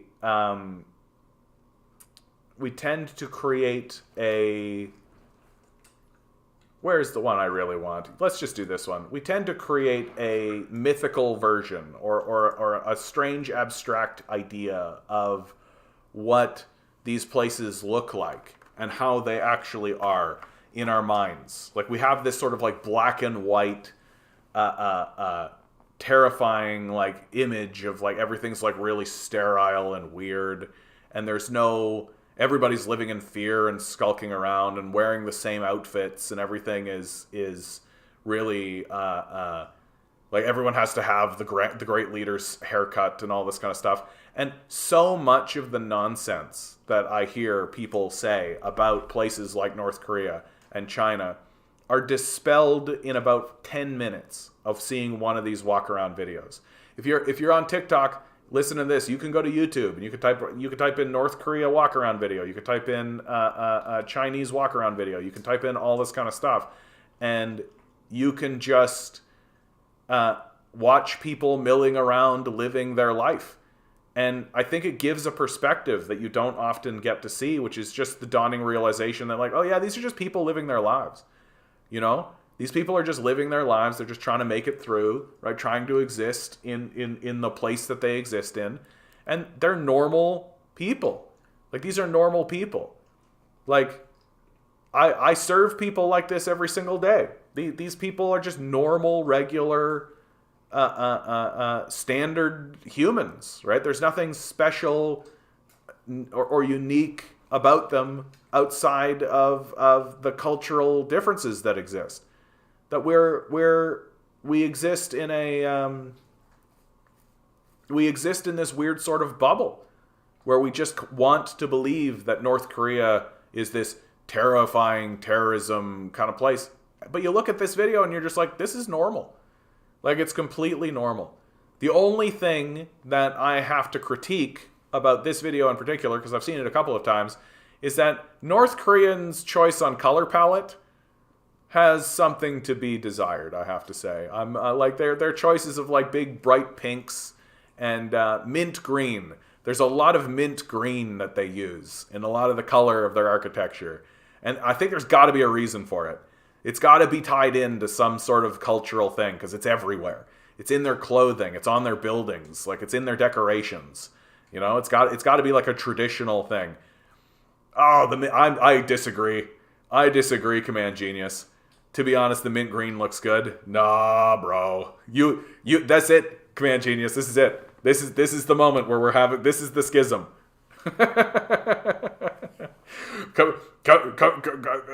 Mint green is bad. Mint green is good. We shall be the mint greenists. Yeah, this is Pyongyang. And like, this is a beautiful cultural building. Like, why shouldn't they have this kind of stuff? Oscar Vaughn. I don't know if I've ever seen you here before, Oscar. Good to see you. Opinion on autocracy. We should get rid of it. We should not do it ourselves. That would be a good thing for us to not do to ourselves. How did North Korea develop nuclear and ICBM technology faster than nearly every country if capitalism was required for a nation to succeed? Yeah, wow, no homelessness. Yeah. You compare a video like this to some of the videos that I've seen about like Philadelphia, right? Or Detroit, right? You can type those in. You can type in like Philadelphia walk around video or Philadelphia drive around video, right? You're going to see homelessness. You're going to see people doing drugs on the street. Like there's a serious opioid and homelessness crisis that's happening in America right now. And places like North Korea and China don't tolerate that. Yeah, or just walk around Toronto, absolutely. Yeah, compare this to the American capital, DC walk around, right? Yeah, exactly. Like this place looks clean. It looks like the people are having a fine time. Doesn't look like there's like despotism going on. This is what I like to do about the whole like Xinjiang thing. People come in here occasionally and they're like, "Oh, Xinjiang." It's like you can do a Xinjiang walk around video. You can see it for yourself. Like it looks like these places are doing just fine, and the people are having a just fine time. And I feel like if you want to dispel a lot of the xenophobia, frankly, a lot of the xenophobia that tends to exist in that tends to exist in our consciousness, if you want to dispel a lot of the xenophobia, I think these are the types of videos that you should watch, because you'll just realize very quickly, oh, these people are people and they're completely harmless. Like they're completely harmless. Like if they were just like left alone, right? They'd just be left alone. CC, aren't human rights in China really bad? This is a genuine question because I've seen bad things when I've tried to do research, but you've shown a perspective I've never seen before. Well, what the West is trying to do right now is they're trying to put forward an idea of quote-unquote a Uyghur genocide, right? That all of the sudden Westerners really care about Muslims. That's what I like to say. That Westerners don't give a shit about Muslims in Afghanistan.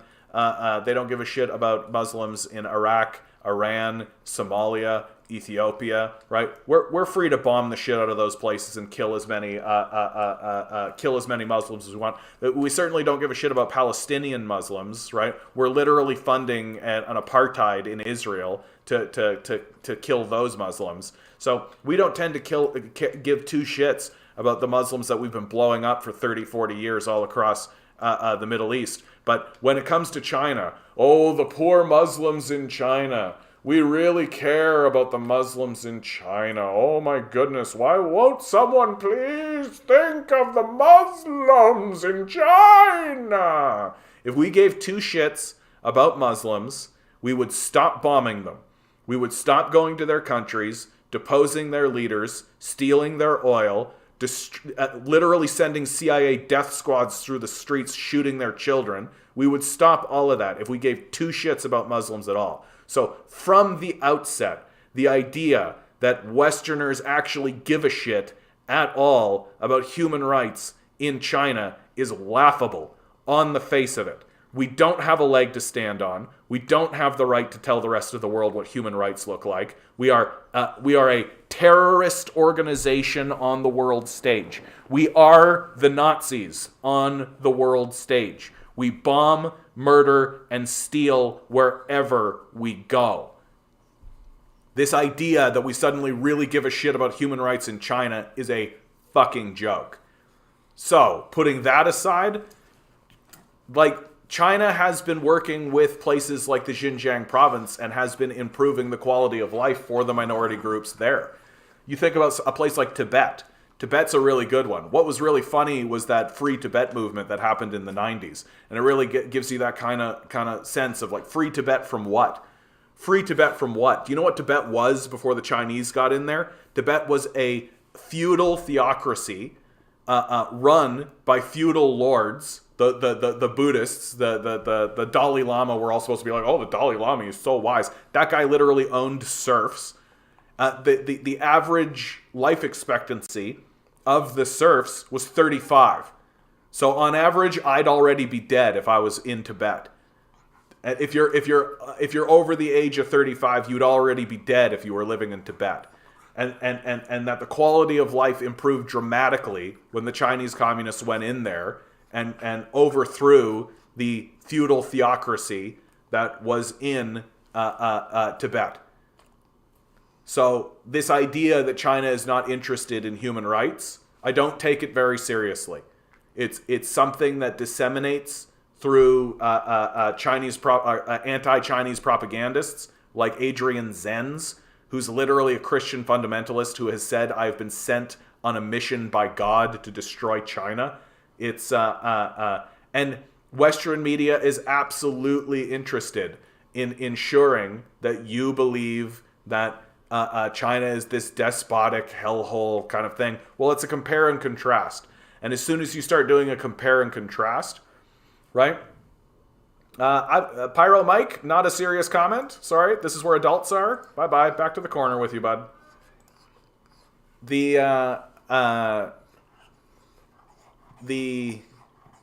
Oh yeah, is that on the bingo? Let's take a look.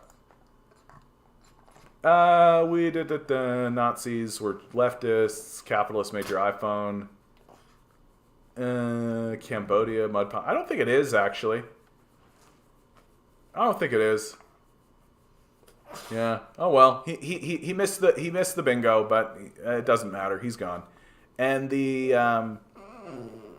like when you are analyzing the development of a country, you have to look at where they were and then look at where they are. That is how you actually analyze the development of a country. What you don't do is say, well, there's this ideal idea of what I think a country should look like that exists within the abstract space of my imagination. Is that country meeting that bar that I have created for myself, right? And and while I think that imagined abstract idea of what a country should look like is not bad, well, it's important to remember that that abstract concept needs to be ruddered against reality. And the question we should be asking is the country moving towards that abstract idea, or is it moving away from that abstract idea? And the way to do that is look at where the country was 20, 30, 40, 50, 60, 70, 80 years ago, and then look at where they are now. And are they closer or are they farther away? And you're going to find that when you take that attitude to analyzing the development of countries, you're going to see that the majority of countries in the world, when they are left to actually their own devices, when they are left to their own development, that they do develop towards a general improvement for the society. And Oscar, you and I are going to disagree on that. Let's do a very quick. First of all, we're watching a video from North Korea. Like, these are just normal people. I don't really know what you've got against North Korea. Like, I've never really understood this. Like, it just seems strictly xenophobic to me. Let's look at one of the really beautiful ones. Let's look at the city of Chongqing. Chongqing is one of the really modern-looking cities that exist. Elijah, my ethics professor, gets mad at me for being Marxist and calls me out as a Marxist. He's class. Good. Get under his skin. You're living in his head rent-free. Right? And he doesn't really have anything to say. Yeah, people are just xenophobic against left-leaning Asian countries. I mean, I think that the xenophobia is very real. The xenophobia is very, very real. And people have, it's easy for people to get into their little box of xenophobic racism. It's easy for people to do that and to fall for it. All right, guys, I'm going to pause for 1 second. I'm going to give my little dog some peanut butter. You want some peanut butter, buddy? You can enjoy the wonderful city of Chongqing while I give my little dog some much-deserved peanut butter. Peanut butter time. Yeah, for my little dog, Milo. Peanut butter time. Fun fact about the pug. The pug is the oldest known breed that we know of. It comes from China. The only reason we don't know more about the pug is because an ancient Chinese warlord went to the temple where they bred pugs and destroyed all of the records. And the breeding of the pug was so specific that they were breeding symbols into the forehead wrinkles of the pug, the most sought after of which was the word prince. I think that that's a really wonderful fact about China and about the park. Isn't that right, Milo? You're my little prince, buddy. You're my little prince. Such a strange thing, right?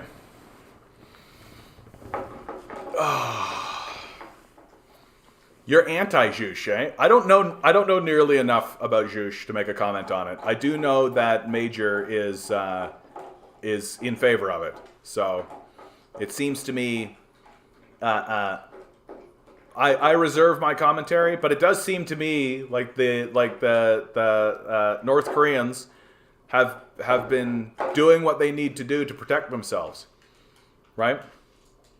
Zhush believes in the great man theory. Again, Command Genius, I can't comment. I don't know enough.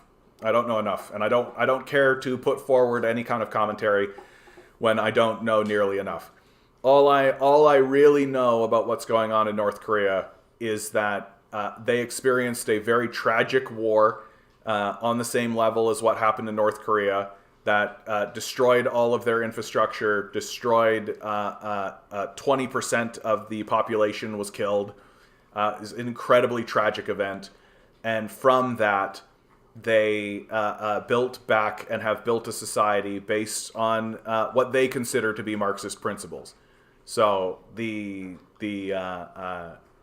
they're really trying to protect themselves, right? They're really trying to protect themselves from another destructive moment, right? Like this is something that I think a lot of Westerners don't really appreciate about what's happening in places like North Korea. Like we get a lot of articles that come out that say like, oh, look at these guys are crazy. They're saber rattling the nuke and all this kind of stuff. It's like, yeah, of course they're saber rattling the nuke. We went in there and destroyed them once. Like they know that they know that we can do that, and they know that we are willing to do that. We know that we're willing to go in there and actually blow them up and do some serious damage to them. So yeah, they're gonna saber rattle that shit. And then our media is like, they've gone nuts. I'm like, no, bro. If somebody came into your house and beat the shit out of you and broke both your legs and like lived across the street from you, you wouldn't be nuts to like put a lock on your door and maybe get a weapon to protect yourself from that person, right? They've shown that they're willing to do it. Oh, Command Genius, I think you and I are gonna have a bit of a disagreement with the idea that China fell off horribly after Mao's death. I mean, certainly there was, and we can see very clearly. I've got a thing right here that shows that a section of the Chinese economy has become capitalist, but at the end of the day, where the buck stops in China is with the National People's Congress. That's where the buck stops. And it's very difficult for me, bud, to like, and I don't really buy into this whole Maoist Dangist like kind of thing. I feel like that's very very debatable, Command Genius. Like very debatable that the economy would be even better with a Maoist. Like very, very debatable position. And the hard reality, and I get into this a lot, especially with like the Stalin-Trotsky conversation, right? And I get into this with Mao versus Deng as well. Deng won. Like, say what you like, critique what you like, fight what you like, all of that kind of stuff. The people went with Deng. And I really feel like it's not in our interests to dig in our heels and act like we know better than the people who are actually doing the thing, right? Like the Chinese are the ones that are doing the thing. They're the one, like we're not doing the things. We haven't even had a successful revolution, right? We're living in a theoretical space. That's what we're doing. We're living in a theoretical space. And the Chinese are not living in a theoretical space. They are living with the consequences of the choices that they made, and by and large seem quite pleased with the government that they have. Harvard has done polls on China, long polls that took them a decade to do, and you get responses of 95% support for the Chinese government from the Chinese people. So the people of China are quite pleased, and it's not hard to see why. It's not hard to see why, right? Like literally 100 years ago, this place was rubble. Like it's not hard to understand why the people of China are actually happy with what's going on in China right now.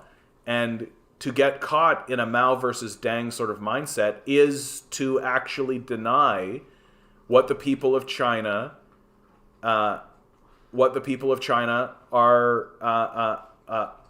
went along with, and what the people of China are looking for. And your statement here, honestly, I'm trying to hope Dengism actually goes through and switches to Maoism once the USA is dead. Well, Deng's entire idea, the entire plan from Deng was to let some people get rich first. Let some people get rich first. And with the idea that the wealth would come into China and then it would be spread around. And that has actually happened under Xi Jinping. That Xi Jinping has been the guy who has been, who is at the helm while the country is beginning to do this more egalitarian spreading around of the wealth that Deng said that they would do.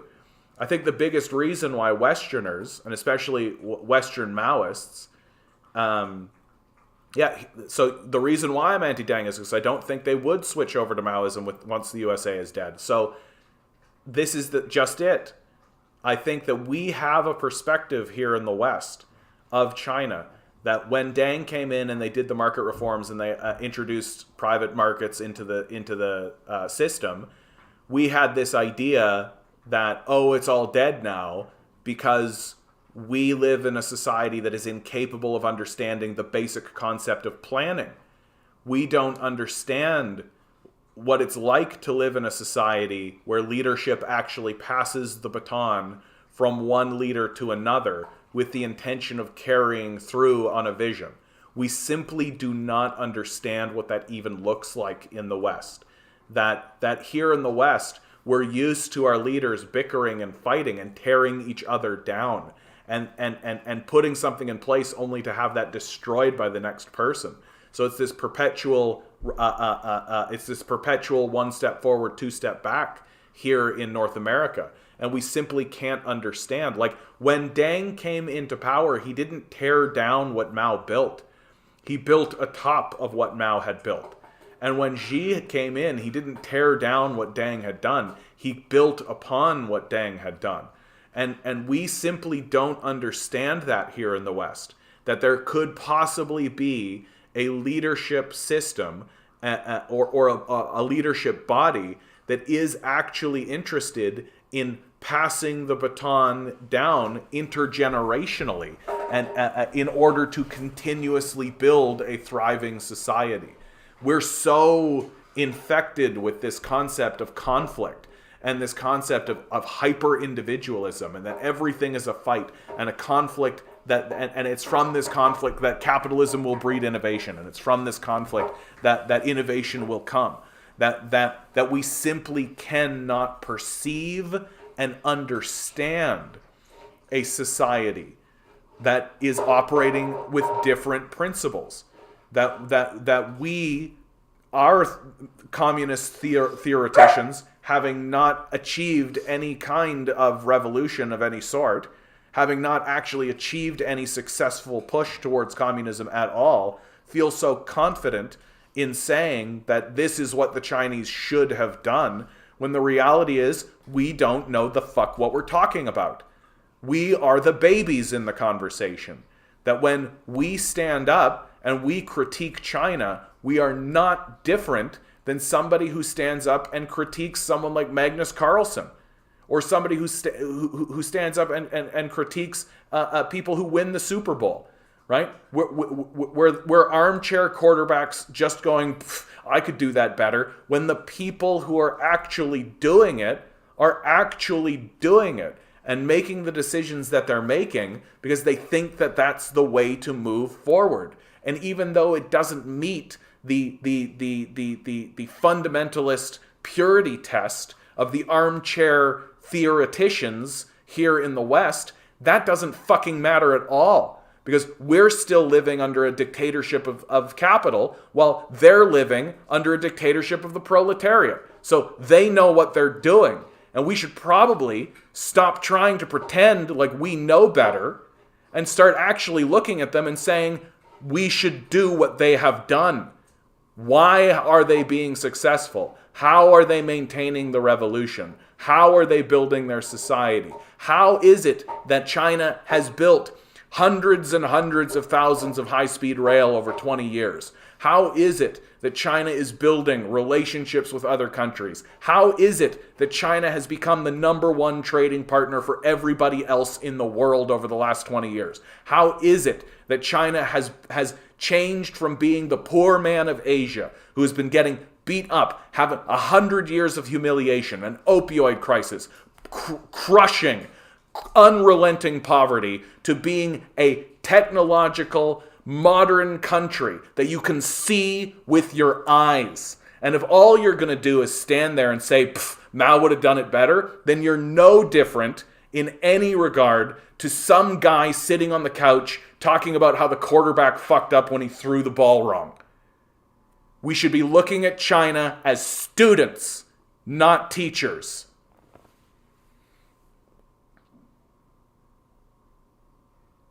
And that's what the Americans are most afraid of. That's what the Western capitalists are most afraid of. They're most afraid, and the reason why they have to demonize China, they have to put bullshit on China constantly. They have to fill us with propaganda and lie to us about what's going on in China, is because they are desperately concerned that people will look at what's happening in China and begin to ask themselves, why aren't we doing that? Why aren't we doing that? Why are we dealing with derailments? Why are we dealing with power grid shortages? Why are we dealing with water shortages? Why are we dealing with crisis after crisis after crisis after crisis after crisis after crisis, while China is literally building cities from nothing? While China is literally breaking through in quantum mechanics, putting a base on the moon. Like, why creating a trade system, a rail system? They have over 200,000 kilometers of high-speed rail. We don't even have a mile. We've got nothing. We are falling behind dramatically, and it's obvious, and it's because we're sitting there pretending like we know better. And the absolute thing that would terrify modern capitalists more than anything else in the world is if people actually took a look at China and said, we got a lot to learn from these guys. That's absolutely what they do not want us to do. I consider myself a student of Chinese communism, and that I am here to learn from them. I have nothing to teach China. I have nothing to teach the people of China, because they successfully had a revolution. They have successfully sustained that revolution. They have successfully used that revolutionary force to modernize their country and supersede our own. I have nothing to teach the people of China and everything to learn.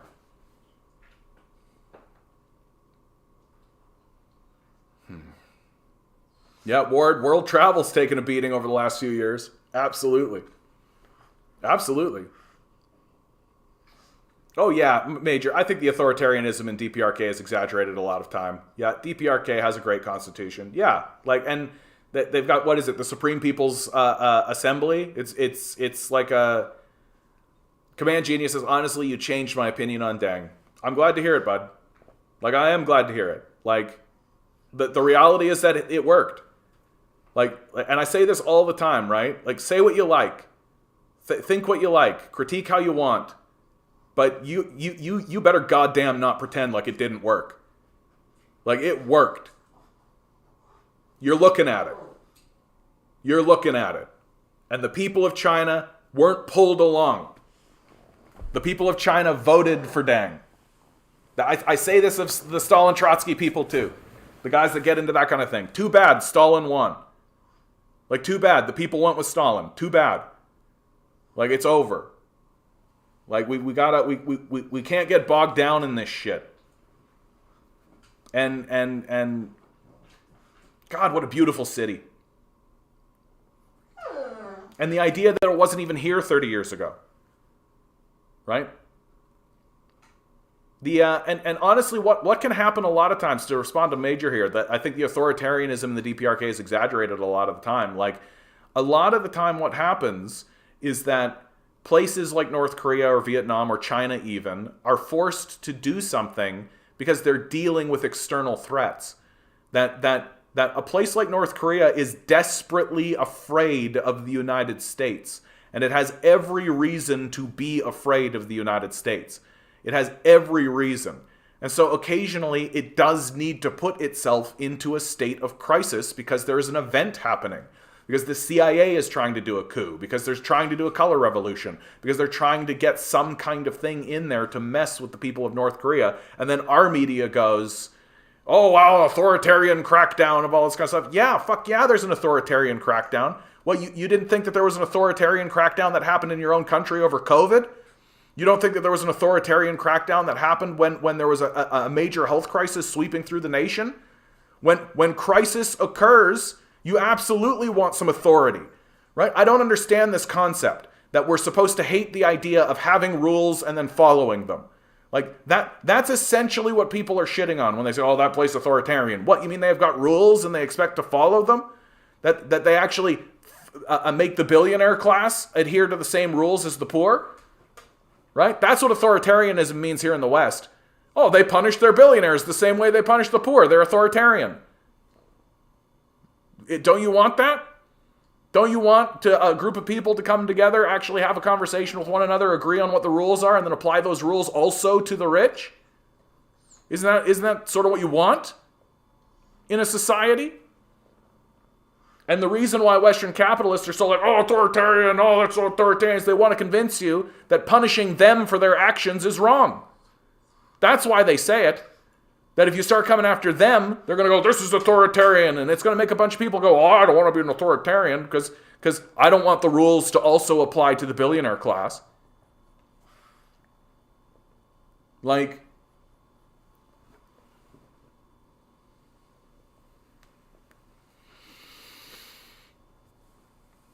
CC says, I think the armchair Super Bowl argument places an unnecessary blame on individuals rather than focusing on systemic issues. A person can critique actions of both their own country and others. But you can critique the actions of a country, sure. But, like, put yourself where you're supposed to be. Like, sorry. Like, put yourself where you're supposed to be. Like, I feel like we have sort of an inflated sense of our own self-worth. Like, we should put ourselves in the position that we actually are when we're talking about this kind of stuff.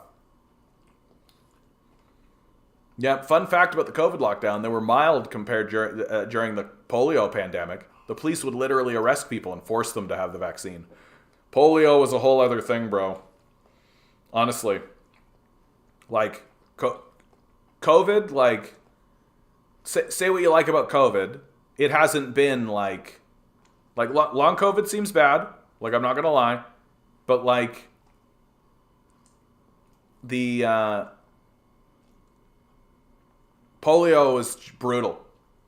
Like, absolutely, like, evil.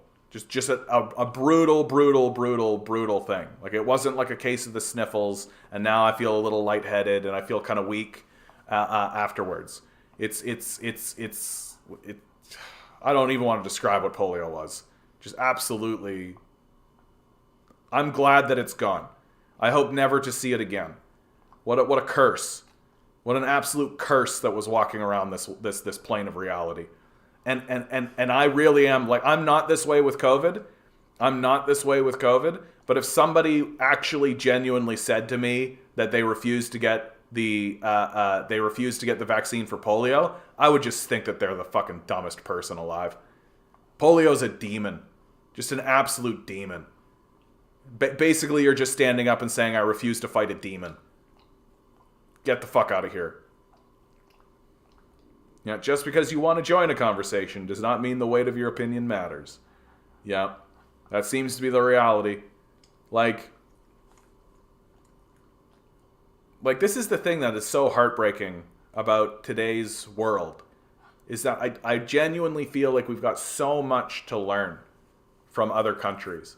That if we were just operating with a sense of peace, if we were operating with a sense of curiosity, with a sense of what's going on in the world, if we didn't look to other nations in order to demonize them, or shit on them, or to even critique them, or say anything ill about them, or to think badly about them, or if we didn't look at them covetously in order to try to find a way to get access to their resources, if we were merely looking at them out of only a sense of curiosity, wondering what it was they were doing and how they were organizing, perhaps asking ourselves, what can we learn from them? How can we glean something from them?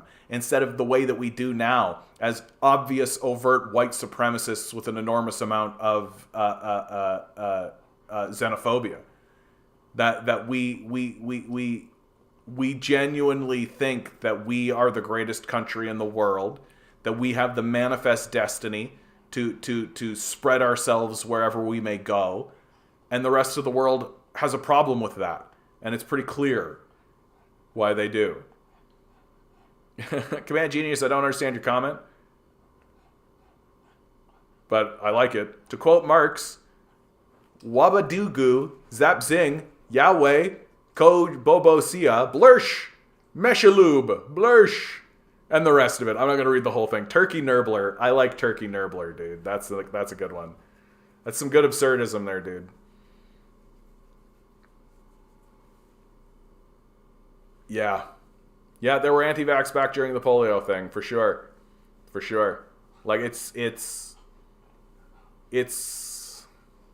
on the question of authoritarianism, I really do tend to see it just in that way. That it's just people are being fed this sort of buzzword, and when you disseminate what that buzzword means, it means don't punish billionaires for their actions.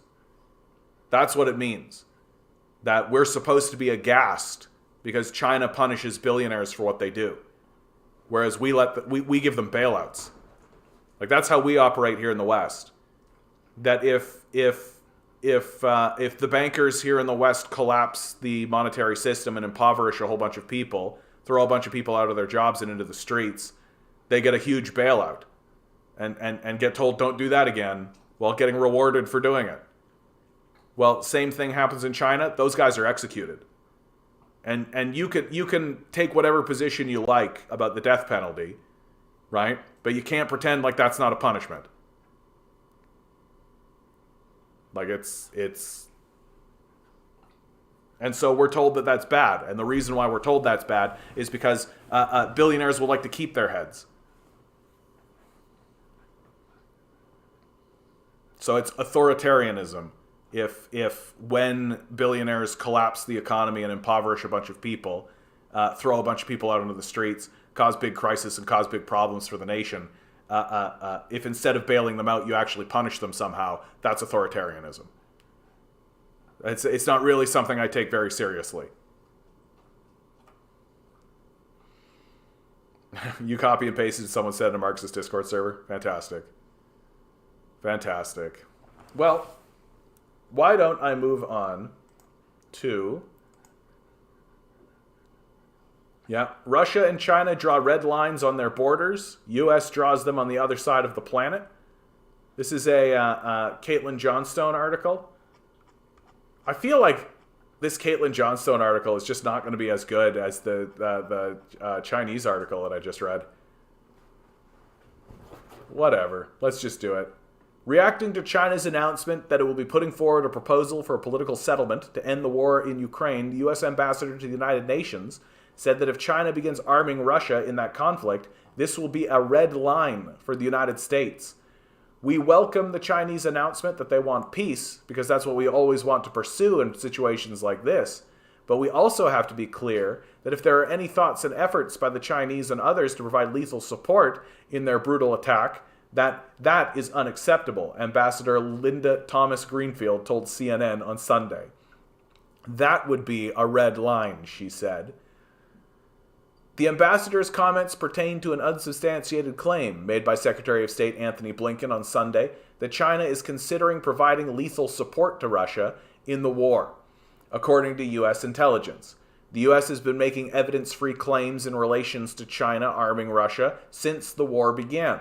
In March of last year, the New York Times reported that Russia asked China to give it military equipment and support for the war after President Vladimir Putin began full-scale invasion last month, according to U.S. officials. Then in April of last year, NBC reported that this claim lacked hard evidence and was essentially just a lie the U.S. government told the media as part of an information war. The mass media have eagerly participated in promoting this latest reemergence of narratives about China supplying weapons, with the Wall Street Journal running a piece just the other day titled, "Chinese Drones Still Support." I'm trying to dance around saying these words because I know that I'm going to get shadow banned on TikTok if I do it. That's the truth. I get shadow banned on TikTok if I talk about the very thing that we all should be talking about constantly, right? Yeah, okay, sure, bud. I'm going to just zip down to the conclusion because I find that Caitlin Johnstone's, whatever you point out how the U.S. is the worst offender in any area it criticizes other governments for you'll find yourself accused of whataboutism. But what this actually means is that you have highlighted evidence that the U.S. does not play by its own rules and does not actually value the issues it's trying to moralize about. The U.S. is not trying to stop foreign nations from bullying and dominating their neighbors.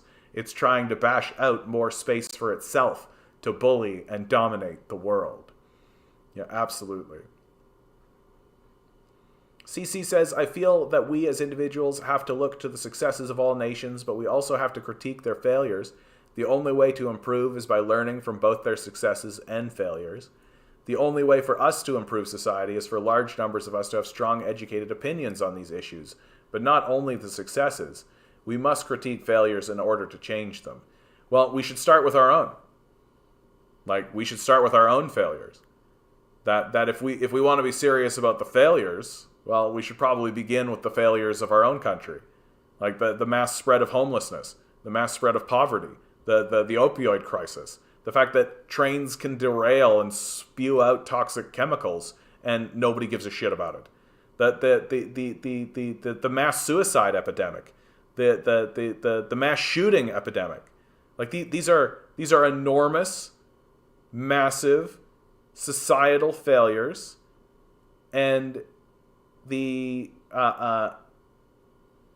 there is a common link. And that common link is the system of capital. Ward asks, are beautiful cities the hallmark of a successful society? I mean, you're not really failing, I gotta tell you. It does seem to me, dude, that if you've got, if you're building beautiful infrastructure and caring about the aesthetic value of the nation that you're in, seems to me to be that you're going in the right direction, right? Seems to me that you care about something like artistry, about beauty, about about beautifying your environment, about having a place that looks nice, right? I know it seems kind of reductive and simple, but it does seem like, why don't we want the places we live in to look good and to look cool and to look interesting? And if you actually have a place that is clean, beautiful, with lots of amenities, well, something's got to be going right. Something's got to be going right. There's no homelessness crisis. There's no drug epidemic. There's no mass suicide epidemic. It seems like something's going right. And it isn't to say that there aren't things to critique about China. I think you could say pretty cleanly that China's one-child policy created more problems than it solved. I think that's probably true. Although it shows you sort of the desperation of where the Chinese were, that they wanted to, they were really concerned about overpopulation, but they sort of mistook the issue and didn't quite understand the issue enough, and so they got themselves into a demographic crisis about it. because now there's a major skewing, right? The population is something like 60% male, 40% female, and that's a major skew. That is causing a lot of internal strife. But I think the big difference between a place like China is that I was listening to a Chinese commentator, and he said something really funny, which is in America you can change your party, but the policies stay the same. In China, you can't really change your party, but the policies change.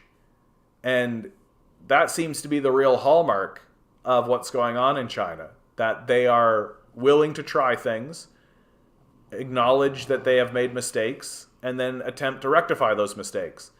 And I think the one-child policy is sort of uniformly understood as an error, as something that they tried and they had reasons for why they did it, and it just didn't work. JC, I don't take that comment very seriously. I think that... where's my... Do I actually have an article for this one? And where is this one? Oh yeah, there we go. Like, it's weird how the United States has like big giant satellites that can pinpoint like street signs and things, but they can't seem to find this thing. They can't seem to find this genocide that you guys keep banging on about. Like, that's really weird. Like, it's really weird, eh? That there's this, supposedly there's like 8 million people being massacred in China, but we can't get a picture of it. Even with our satellites that can like pinpoint and identify people on the ground. It's pretty wild, eh? Like, the idea that there's a genocide going on in China, guys, like, you know what the number one thing that makes me roll my eyes at this? Is that when countries commit to doing a genocide, they do so in the open. And you have to. You have to do it in the open. Because it's an enormous organizational feat to do something like to do a genocide. Satellites wouldn't be able to see that? Okay, bud, whatever you say. Like, sure. What a ridiculous thing to say. It's an enormous organizational feat to actually get 8 million people executed. Like, it's an enormous thing to do. Like, the Holocaust killed 6 million Jews, right? And we knew about it while it was happening. There's photographic evidence of it happening. We have documents of them planning it. Because you have to plan it. You have to have documents. When Canada did the residential school system, we voted on it in our parliament. It was on the public record, for God's sakes. When America was committing to the slavery of the black population of Africa, they voted on it. There were conversations about it in their parliament buildings. Like, when they did, the apartheid that is happening right now in Israel is openly discussed and talked about. Like, there's no there isn't a single Chinese bureaucrat, a Chinese politician, anybody. There isn't a single document that anybody can show me that shows that they are attempting to plan a genocide. There's nothing. You don't even have a picture of it. What, you think satellites would have footage like a documentary? No, I think they would be able to see it. Like 8 million people, dude. Yeah, I don't think it would be ridiculous. You're killing 8 million people. Where do you put the bodies, dude? Like, where do you put the bodies? Like, I just don't think you're appreciating the scale of the thing that you're talking about. Like, really, I just don't think you're appreciating the scale of the thing that you're talking about. Like, you would absolutely be able to capture this sort of event with satellites. There's just no, like, where do you put these people? So you're like you could definitely get satellite imagery of Auschwitz. Like, you could definitely get that. It would not be difficult. That's why they've been spooking us and scaring us with the tops of buildings, right? Anytime you read an article about this, it's always like, oh, here's a satellite image of the top of a building. But then they send a BBC crew into one of those buildings, and what did they find? Fucking nothing. They found nothing. They found a bunch of people being taught how to speak Chinese. Oh no. While also simultaneously being taught how to speak Uyghur. Like, it's getting ridiculous. Like, this Uyghur genocide narrative is absurd on its face. And the further along it gets, the more ridiculous it becomes. Like, the sources are literally people like Adrian Zenz, who is a fundamentalist Christian who says things like, I was sent by God to destroy China. Like, these are your sources.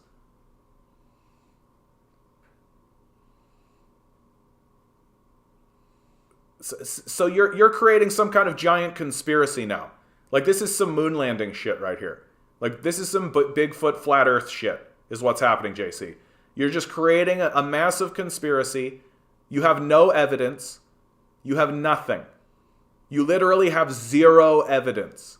All you have is the xenophobic, weird little idea that it's happening with nothing to back it up at all. And now you're doing apologetics for why there is no evidence. Like,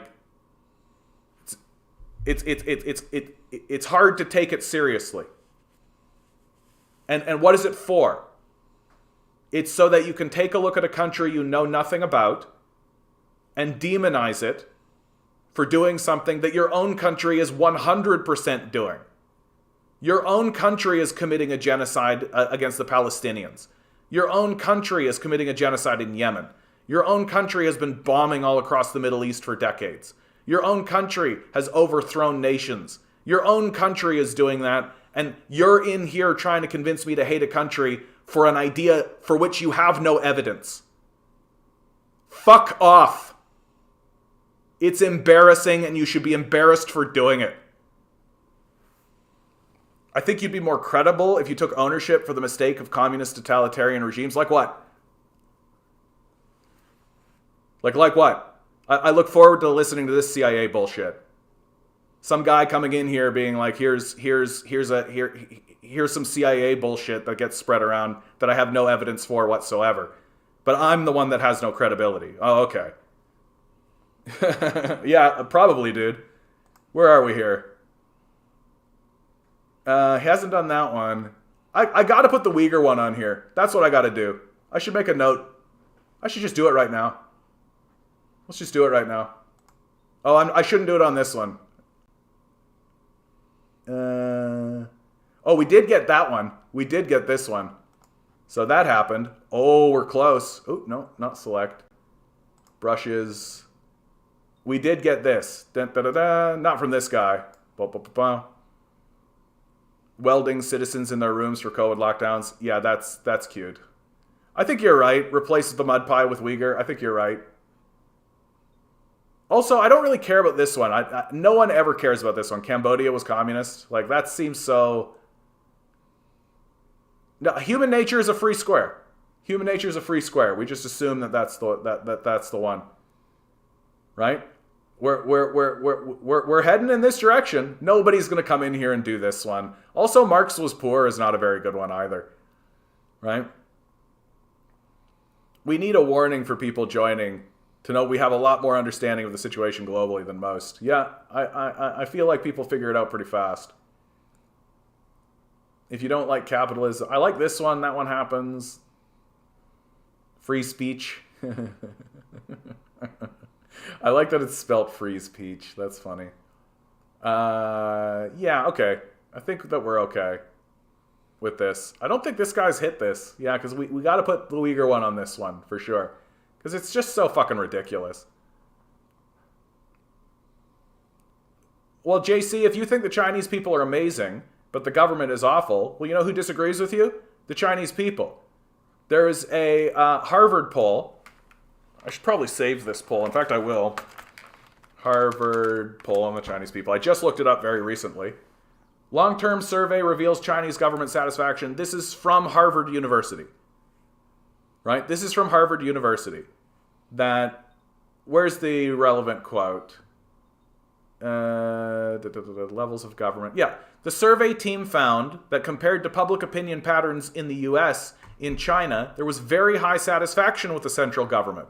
In 2016, the last year the survey was conducted, 95.5% of respondents were either relatively satisfied or highly satisfied with Beijing.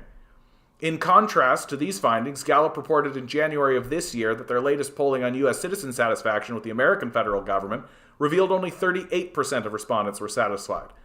So, if you think the Chinese are amazing but the government is awful, then you disagree with the Chinese people, because the Chinese people are satisfied with their government. I gotta keep this one handy too. This is a good one. China became prosperous once they embraced the free markets. They wouldn't be the second largest economy otherwise. Yeah, you're describing the Deng period, right? Like, that's what the Chinese communists did. They opened up their markets to foreign capital. It was a controversial thing to do, even within China. It rubbed the Maoists wrong. The Maoists wanted to keep doing what they were doing, but the Chinese populace went along with Deng and moved into free market capital with the idea. I heard surveys ran in the DPRK show all citizens. So, like, there's just nothing to show you, dude. Like, again, this is just conspiratorial nonsense. Like, this is a Harvard poll. Like, this is the Harvard Gazette. Like, so now the Harvard Gazette is just bullshit. Okay. Like, it's very difficult to take people like you seriously, bud. Like, if you're not willing to take a look at evidence, if you're not willing to take a look at things your own country has discovered, there's just no talking to you. No. Capitalism. So the government, the National People's Congress, is run by the Chinese Communist Party, and they like to do something called planning. Here's the analogy that I like to use, JC. That if capitalism is fire, right? The capitalists, the Chinese have said, okay, well, fire is useful, right? Fire will heat your house. It will cook food. It has uses. But you've got to keep it in a fireplace. You got to keep it in a fireplace. Yeah. And workers make countries rich, not capitalists. Workers make countries rich. Whereas here in the West, we say, oh, fire is good, so let's let it out of the fireplace. Let's let the fire decide, right? We'll let the free market decide.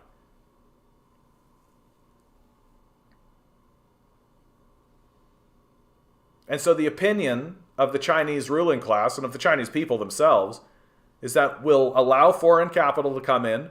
The famous Deng phrase is, some people will get rich first, and then we'll spread it out, which is exactly what's happening. That right now there is this big lament going on amongst the capitalists, where they're lamenting that, oh, we're losing investment opportunities. We're losing the ability to, because the idea amongst the Chinese ruling class and the Chinese people is that you let capitalism come in, capitalism does what it does, which is build things and then collapse. But once the capitalists collapse, once their financial systems collapse, instead of bailing them out the way that we do, you take it. You nationalize it. So there was a housing crash that happened in China, very similarly to the housing crash that happened in America. The major difference was that when the housing crash happened in America, the people responsible for it got bailed out. In China, the people responsible for it went to jail or were hung.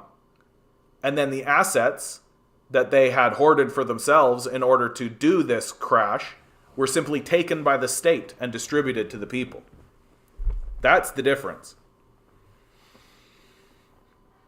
The Chinese housing crash happened later. The 2008 housing crash happened here in America. I think it's like 2011, 2012 is when the crash happened in China. But what matters is the response and the understanding that the Chinese have that capitalist structures, while they may be useful for generating wealth in the short term, they collapse. And when they collapse, we need systems in place to be able to seize control of those operations, which is exactly what China has done and continues to do. And right now, 40% of their economy is capitalist. The National People's Congress doesn't permit capitalists to be there, right?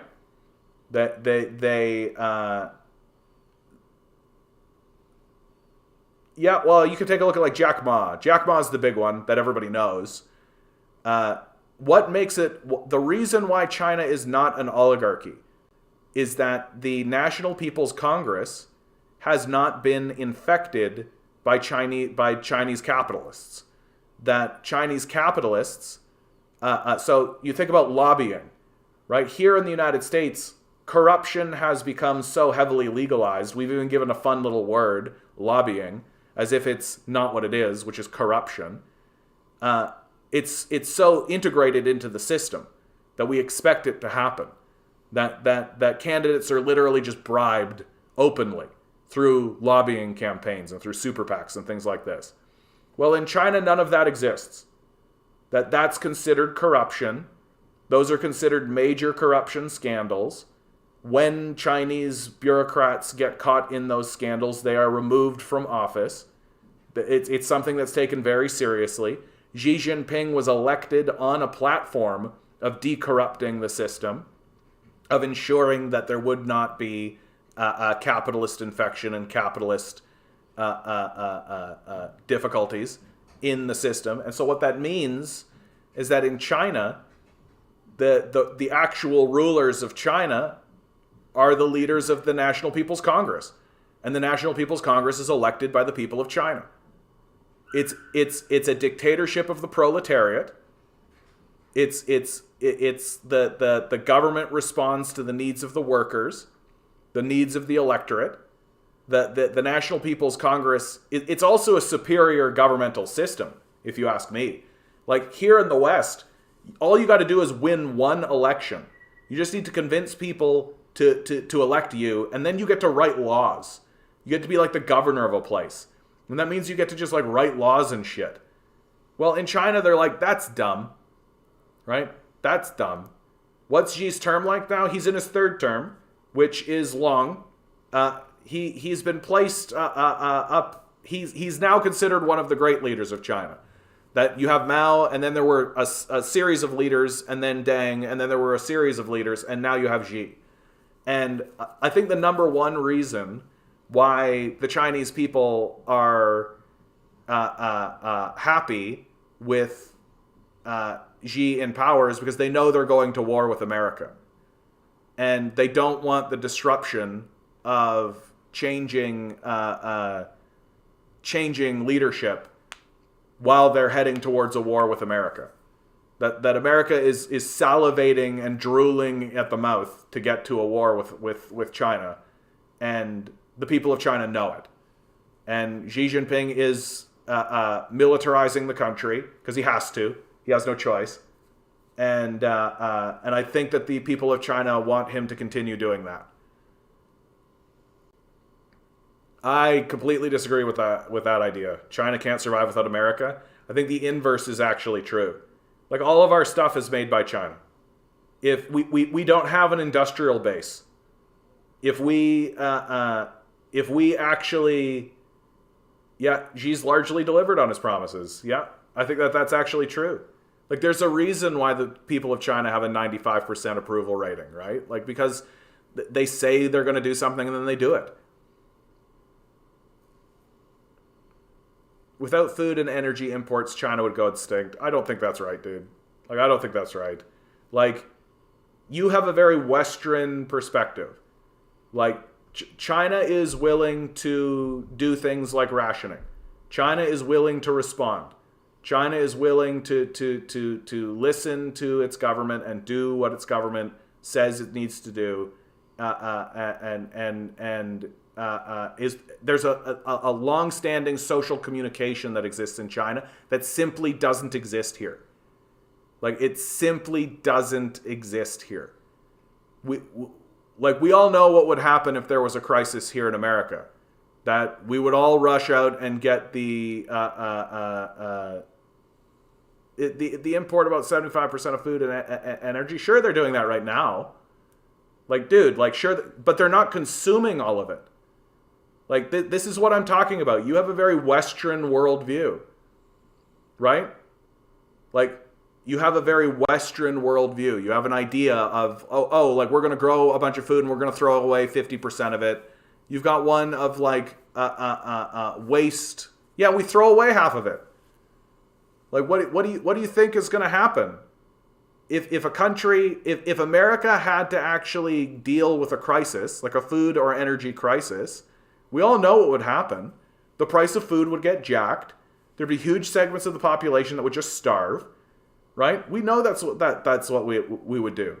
Yeah, dude, you're just spitting bullshit. Like, not bullshit, but you're just spitting stuff. And you're not actually listening to what's being said to you. Like, that's another tactic of the conspiracy brain. Right? Just I know a fact. I've got this fact. I'll just spit this fact and say this fact and over again. And I'll just gish glop on this fact and I'll just say this fact. You can't debate that fact. That's a fact. It's an objective fact. You can't say anything about that fact. I'll just say this over and over again. I'll just say this fact again and again and again. It means I don't actually have to listen and actually contemplate what's being said to me. I can just maintain my stupid position in conspiracy brain land. Right? China is taking what it can get from the Americans now, and they are using it. They are building their own infrastructure.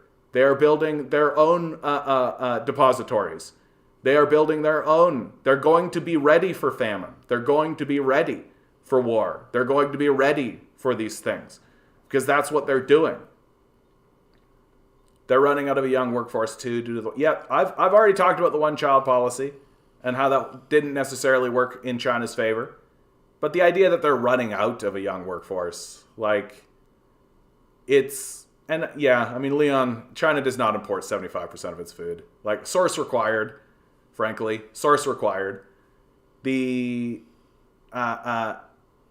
China is building up its resources and building up and to be prepared for a war. That's really what it is. It's being prepared. It's getting prepared for a war. And it is going to be prepared for a war. Like, when America decides to pull the trigger and actually start a war with China, they're going to lose, and they're going to lose badly. It's not actually going to be close. It might be drawn out, but it's not going to be close. And the Chinese are ready. Yeah, where'd you get this information from, Falun Gong? Like, 75% of imports, dude? Like, what are you talking about? So, what was China doing before? Before they had those imports in place? What were they doing before that? What were they doing during the Mao period when they weren't importing anything? What were they doing then? Lord, I don't mean to sidestep your... why is there a ruling class in China? Well, when I say ruling class, I mean the National People's Congress. The people who are elected to the office. The National People's Congress is specifically what I mean with the ruling class when I say that. And...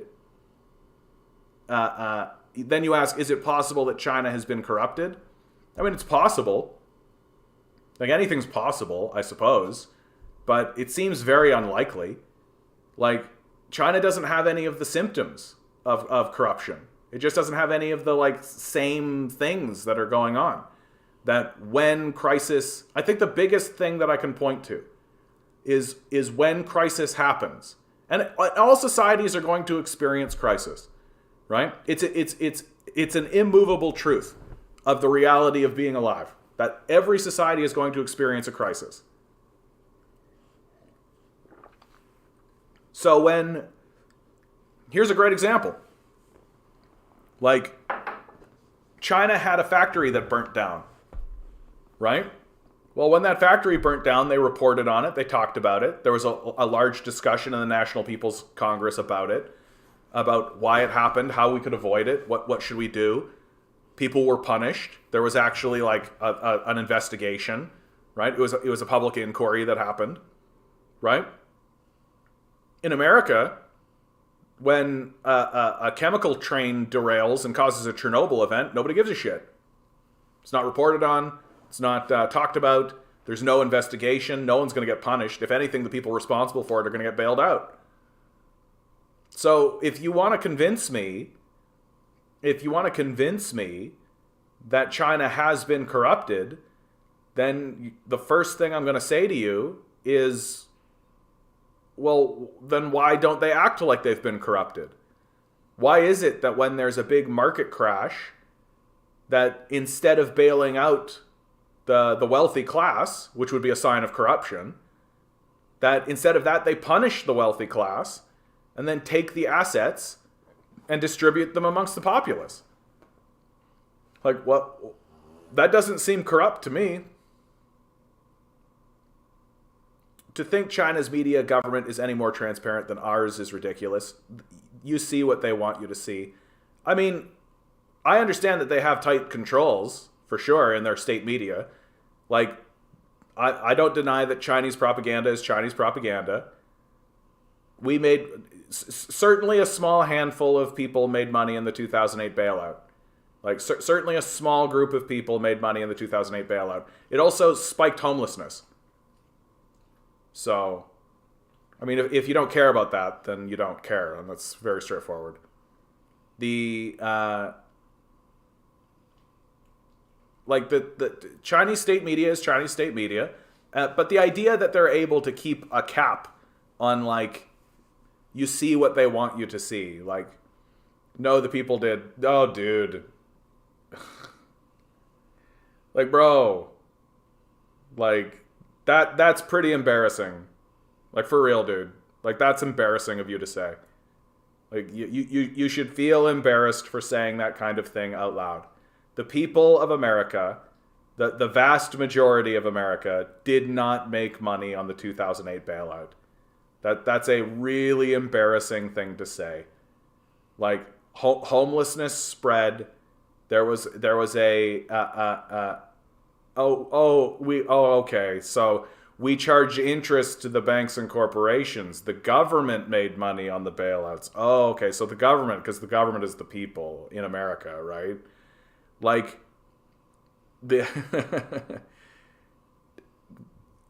basically, you're saying to me that the corporations paid money back to the institution that they owned, and that's real revisionist hours saying that normal people made money from a move to help bankers and capitalists. Yeah, that's right. JC.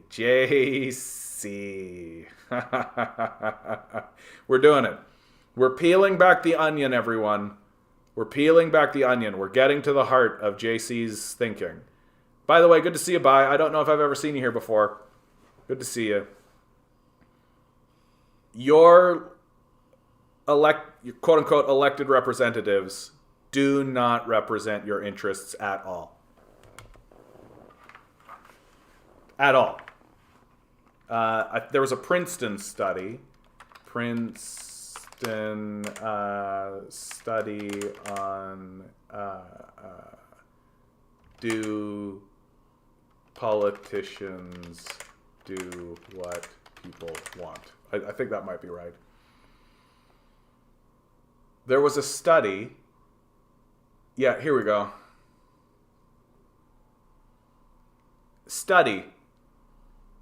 Congress literally doesn't care what you think. So what are you saying, JC? They say they represent us, but they don't represent our interests? So what are you saying here, bud? Like, what's the point? No. Professors from Princeton and Northwestern University looked at more than 20 years of data to answer a simple question. Does the government represent the people? Princeton University study. Public opinion has near zero impact on U.S. law. That's from Princeton. Like, it's Command Genius conspiracy theory. JC is a part of the bourgeoisie. Oh, yeah, might be the case. The United States electoral system is exclusively and only a series of vanity projects done by people who want to be a congressperson or a senator or the president in order to and elections are exclusively and only political theater on the same level as the WWE. There is no genuine discussion that happens through this process, and there is no interest in the populace that is actually taken seriously. That if a politician is saying something to get you to agree with them, they are only doing it exclusively to get your vote so that they can become the president or be the congressperson for their own personal careerist ambitions or vanity. My point was that the 2008 bailout didn't cost the taxpayers. It didn't cause inflation. JC, you're missing the point. Millions of people, certainly thousands of people, were rendered homeless from that bailout and from that crisis. Yeah. So capitalists made money from donations to capitalists. Yeah. That doesn't make bailouts good or helpful to the average person. Like, you are living in a state of financialization. That you are taking a look at money. One of the pillars of the decline of Western civilization is the worship of money. And the worship of money gets people talking the way that you're talking now. Which is, oh, the money dollars were fine. Look, the money dollars shifted around and all the money dollars were fine. So everything is fine.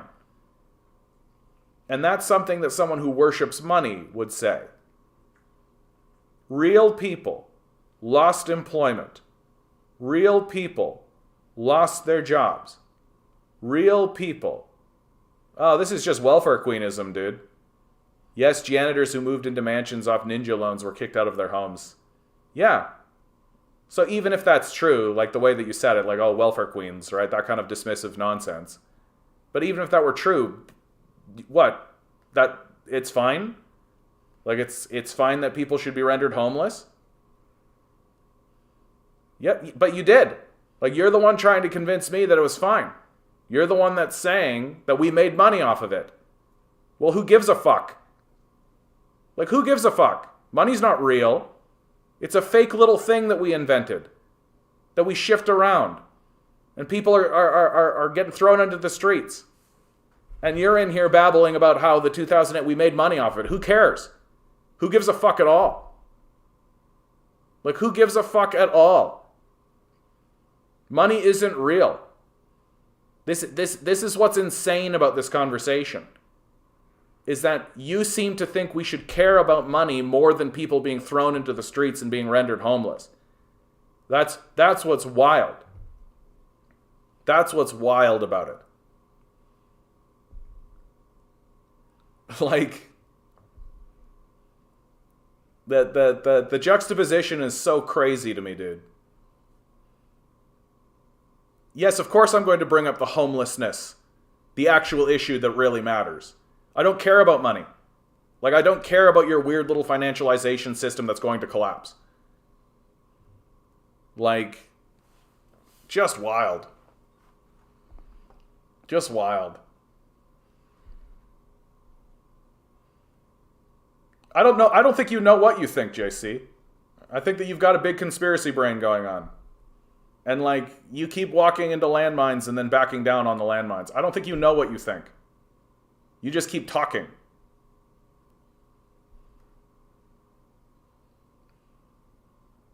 Even if the average middle-class person's net worth went up by $10,000, making us richer, the poorest would have definitely been made poorer. Yeah, looking at the averages, yeah, I think you're right, dude. Econ 101. Let's do it. Dun, dun, dun, dun, dun, dun.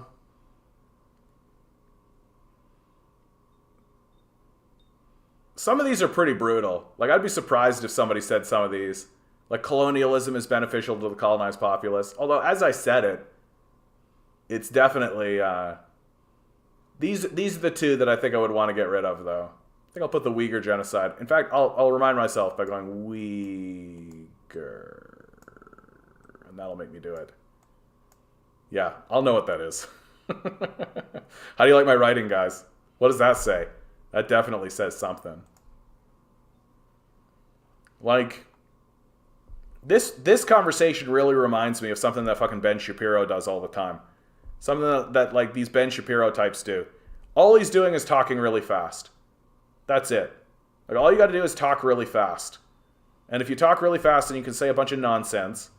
And people will just kind of nod along with it and be like, yeah, even though everything he said is absolutely nonsense. And actually attempting, like, who has seen the conversation that Neil deGrasse Tyson had with Ben Shapiro? Who saw this? It was, Marx was a racist trust fund baby. He definitely wasn't. Like, he definitely wasn't. It's just very embarrassing. Let's see. I mean, Marx was poor. I think that we should just, like, put just, like, mean things about Marx. Let's say disparaging Marx. Disparaging Marx. So sure, this one right here. Dude, if somebody just says that Cambodia was communist, we're going to have a bingo event. Yeah. Speak gibberish really fast, include some actual words in there. And the thing that really kills me, like the conversation that Neil deGrasse Tyson had with Ben Shapiro, it's like really, really clear to me that Ben Shapiro's energy doesn't really reach his brain. Like, if you go and you watch this thing, Ben Shapiro's sitting there the whole time and he's got this look on his face. He's like listening to Neil deGrasse Tyson. He looks like this. Maybe I can actually find it. Just like, it's so amazing how, like, usually what people say about Marx, there's like one letter that Marx wrote to Engels where he uses the N-word. And that's supposed to be the thing that, oh, Marx was this big racist. It's like kind of a weird position to take given, you know, his entire life's work. Neil deGrasse Tyson, Ben Shapiro.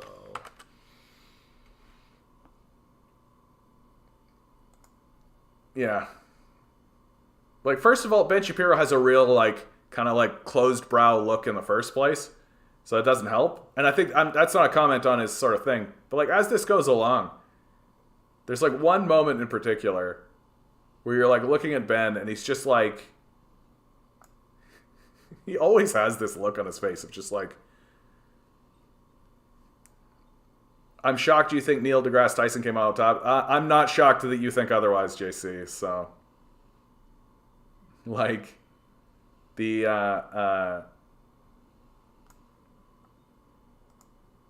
like, Shapiro always loses in my mind. Like, always. He's not very intelligent. Like, he says these, like, routinely very stupid things. Like, yeah, I think that's probably right, Command Genius. But he says these routinely ridiculous things. Like, my favorite one that he still says, he said it on Joe Rogan when he was there.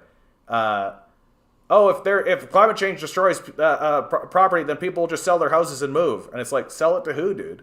Like, who are they selling this to? Like, who's going to buy these destroyed properties? And for what purpose? So people can move away. Like, it's just a very dumb thing to say, and he says it all the time. Or he'll say things like, the solution is to flood the area with cops. If you have a high crime area, the thing is to flood it with cops. Like, it's just a very dumb thing to believe, and it's a very stupid thing to say. Right? Nah, Lou. Nah, we're not going down that rabbit hole. But I agree, Lou. You're right.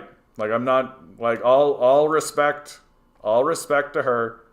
No disparaging her. She's a beautiful person who we should all respect. Absolutely. Girl power. All of that. But, yeah, I wish she was the one that was the more popular of the two. I wish that she was the one going around to talking to these people. That would make me feel a lot better. Puffin 88. And even though the bailout did go to the federal government revenue stream, we did not see a corresponding decrease in tax collected from lower income brackets. Yeah.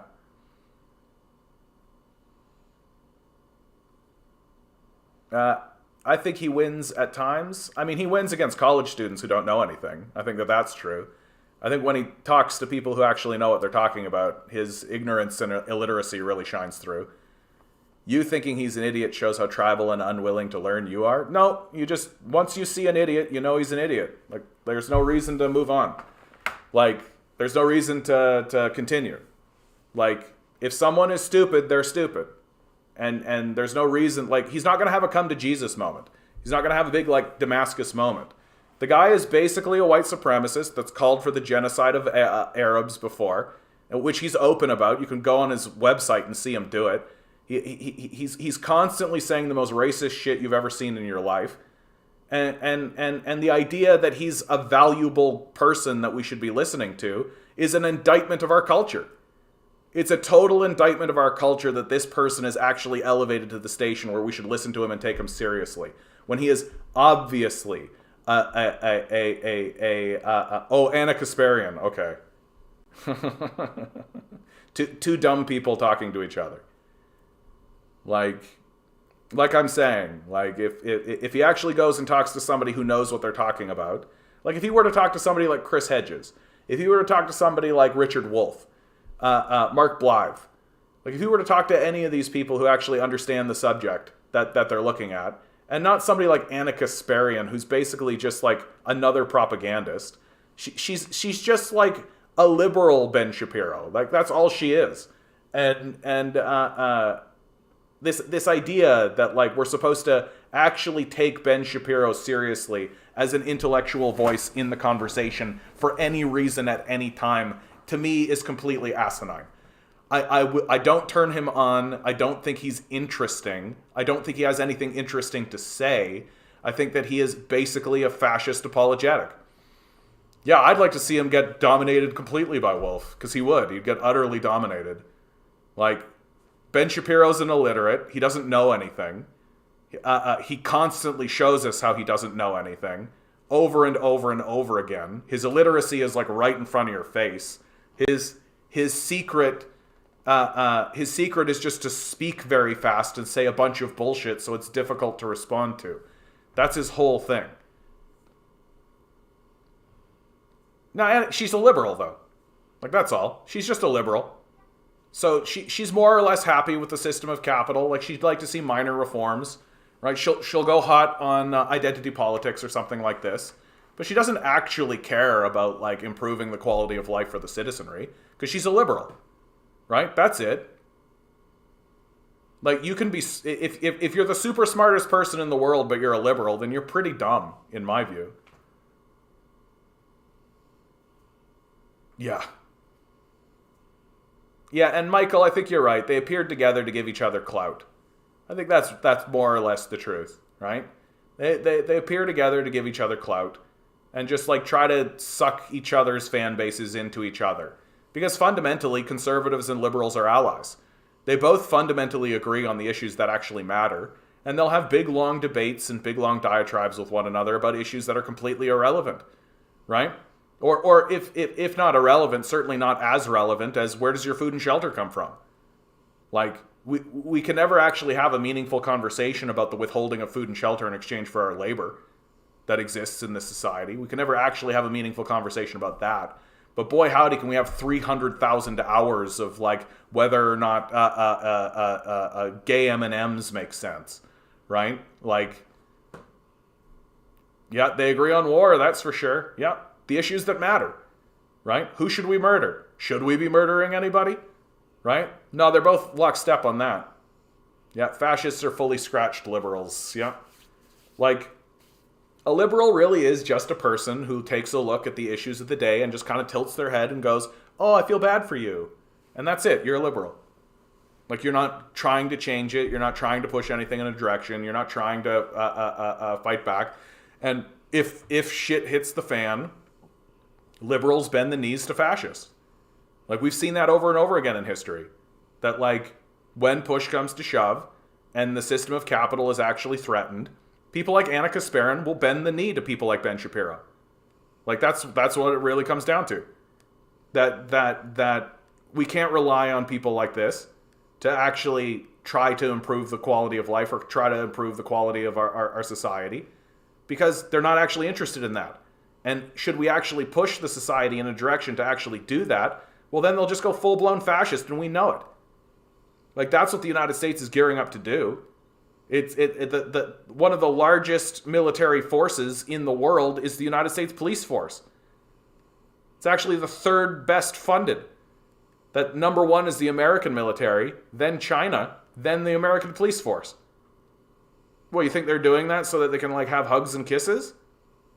They're doing that so when the fucking water wars start, which are kicking up, they'll be able to crack heads. And people like Anna Kasparian will be fine with it, because she's a fucking liberal. And conservatives and liberals are fundamentally allies. They're just disagreeing on whether or not somebody can wear a pride flag or not. That's really it. Like, they fundamentally agree on all of the issues that actually matter. They're just really like, should we have a girl boss or not? That's really the conversation that's happening in the cultural mainstream on a huge level, right? Is it okay for someone to be trans? So who's going to lead the communist revolution in the US? Here's what I think actually happens, JC. I think that the United States balkanizes first. And what balkanization means is I think that the states break off and they cease to act as a collective unit. I don't think that it is credible to say that there is going to be a communist revolution in the United States. I think if there was a group that was powerful enough to withstand the military and the police forces in the United States, that and actually could get into the halls of power and actually could begin to draw constitutions and things like this, that process itself would be a balkanizing event. That, like, if communists took over the White House, Texas wouldn't go along with it. Let's be real, right? And what is more likely to happen than a communist revolution would be the balkanization of the United States, which I think is going to happen with the collapse of the dollar. That once the dollar collapses, which is very likely to happen within 10 years, I don't want to give an exact date, obviously, but within 10 years, it's very likely that we're going to experience a financialization crisis that is going to collapse the dollar, because the power of America and the power of the American financial system has always been that it has been able to force other nations to trade on the dollar at the barrel of a gun. That is ending. That the dollar hegemony is ruddering up against the reality that other people are going to be able to trade off the dollar. And when you get into that kind of position, and it's already happening, right? Saudi Arabia is trading oil to China off the dollar, on the yuan. Venezuela is trading oil to China on the yuan. They're setting up a currency between China and Russia. What currency will replace the dollar as the world reserve currency? I don't know. I can't answer that. I mean, if you gave me like a guess, just as a gamble, I would say the yuan, just because China's the rising star. But there are other currencies around, like the Chinese Russian currency, the renminbi that's getting created, that has real potential. You could also, because of the statements that are being made about multipolarity, you could also have like a multi-currency sort of thing. And also, Cotton is quite correct, these nuts will replace it. That's very right. That's right. And there's also the euro, right? There's a lot of things going on in the thing, but what matters for the conversation is that the dollar is going to go into a decline. And the reason why the dollar is going to go into a decline is that, because they understand that money's not real and we don't. We worship money. The reason why the dollar is going to go into a decline is that the relationship between the United States dollar and the rest of the world is going to shift, so that the rest of the world is not going to need to trade on the dollar, and the rest of the world is going to turn to America and say, what is it that you actually do? Right? What is it that you actually do? What is it that you actually create? What is it that you actually make? And America is just going to say war, because that's all it does. It doesn't actually make anything or create anything. right? And the dollar is going to devalue, and it's going to devalue very swiftly. And no, JC, you're just a conspiracy brain, dude. Like that's all it is. Like, you think the Earth is flat. That's all. Like, this entire time, I feel like I've been talking to a flat earther. Like, and it's pretty wild, actually. It's been an interesting conversation to have a conversation with a flat earther. Somebody who just refuses to acknowledge reality exists, who thinks that people like Ben Shapiro are worth listening to. It's been pretty wild. Like, it's when the dollar devalues. John, I'm seriously about to challenge you to fistfight over your frustration with the trans question. I'm actually not joking right now. Oh, Cotton, let's shake it out. I support trans people, and I think anybody can do anything they want with their body. I think that it's terrible that what is going on in the United States, that is being politicized at all, I think is disgusting. I hope it doesn't happen. I think that trans people should be free to do what they would like with their own body. I think that people like Matt Walsh are disgusting, that they are blowing up the issue way bigger than it needs to be. And I think that it's the essential bigotry of the American consciousness that's taking over. JC, take a look at what happened to the sterling after the collapse of the United States, after the collapse of the British Empire. We're looking at the same thing happening. Like, if you take a look at history, you take a look at what happens when empires decline, right? Empires decline and people stop trading with their money because the empire no longer can enforce it. The empire retracts. Like, all of this, the stage is set. Like, there are really interesting voices to listen to on this issue. I think Chris Hedges is really prescient on this. That he doesn't go as far as I do and start talking about balkanization. But it's yeah. So great, you agree. Perfect. So the dollar is going to devalue, right? Because it can't possibly sustain itself because people are going to trade off of it, right? And they're going to trade off of it for very good reasons. People are sick and tired of the United States. The United States is a rogue terrorist organization that refuses to normalize relations with anyone around it. It doesn't know how to do diplomacy. And people are just going to stop trading on the dollar. That's going to devalue the dollar. And the whole thing's going to come tumbling down. Just like what happened with the British Empire. Just what happened with the Chinese Empire thousands of years ago. This is how empires collapse. We are amidst a collapsing empire. That is what is happening. And so when the dollar collapses, it's not an issue of if, it's an issue of when the dollar collapses. Well, you're going to have a huge... Okay, bud. I'm going to listen to the guy who's a flat earther, basically. Like the guy that thinks Ben Shapiro is worth listening to. I'm definitely going to take that seriously. For sure. For sure. I'm 100% like, oh, this random guy who thinks that Ben Shapiro is worth listening to. No, but of course you can. Right? And within 10 years... Like, I won't peg it to, like, it'll be tomorrow or any of that kind of stuff. Okay. Sure, JC. I'll cede it. Sure, it doesn't matter. Like, within our lifetimes. Sure. Take your small win. Content says, the issues around trans stuff is a fight being picked by the right, and they're the ones picking that fight. Trans folks aren't here badgering. It's working people to the point it caused train wrecks. Yeah, that's absolutely right. That's right. No, the trouble is that you actually, like, if you take that position, JC, then you just end up kind of getting dumber over time. Because you're not actually listening to both sides. You're listening to Ben Shapiro. Like, you gotta purge yourself of stupid people. Like, really. You gotta stop listening to stupid people. Because it makes you stupider. Straight up. That's exactly right, Content. Right? James Botterill, proletariat in Canada is minuscule. All industries move to Asia. I mean, yeah. Like,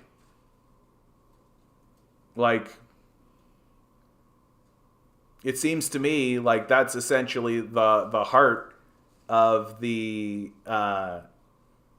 that's essentially the heart of yeah, look at Dizzy. I saw the comment, but good speech beat bad speech. But that's like the heart of all of it. Like, we're living in a country that actively deindustrialized itself, and nobody actually acknowledges this. Like, that's what's wild about today's climate, is that we did the stupidest possible thing that that any society and any culture can do. We literally spent hundreds of years to industrialize ourselves, and in the space of 20 years, we deindustrialized. That's a very stupid thing to have done. That's a very stupid thing to have done. To have taken our industry and shipped it off to some other country. There's even like Chinese commentators and Chinese people who go around asking the question of, why did we do that? Why did we ever think to do that? What did we get for it? And what did we get for it? We got a handful of billionaires is what we got. Right? We got a handful of billionaires is what we got. And nothing to show for it. And so when the dollar devalues, which is going to happen sooner than you'd like, when the dollar devalues, well, we're not going to have any buildings or assets. See, all you're doing, you types like to do this, you government people. You don't like to admit who owns the government. Who owns the government? Who owns the government? It's not you. It's not the people. So your business interests, your corporations, your Bill Gates, your Elon Musks, your Fortune 500, your billionaire class, they own the government. So all you're doing when you're saying, you're so fucking embarrassing, dude. All you're doing when you're saying you can thank the government for outsourcing our manufacturing is scapegoating an organization in order to protect the owners of that organization. I bet you're a libertarian, right? Like, I bet you think that we should just sell ourselves to corporations, right? Because that's what that government talk is all about. The government is owned by corporate power. That they are not separate entities. They have merged with one another. They have connected to one another. That the political class has been bribed and bought by corporate power in a corporate coup d'etat. We are owned by a system, by a dictatorship of capital. And saying you can thank the government for the outsourcing or manufacturing. Yeah, they did it on behest of the ownership class, of the capitalist class. Like, that's what they did. So instead of pointing fingers at the government, you should be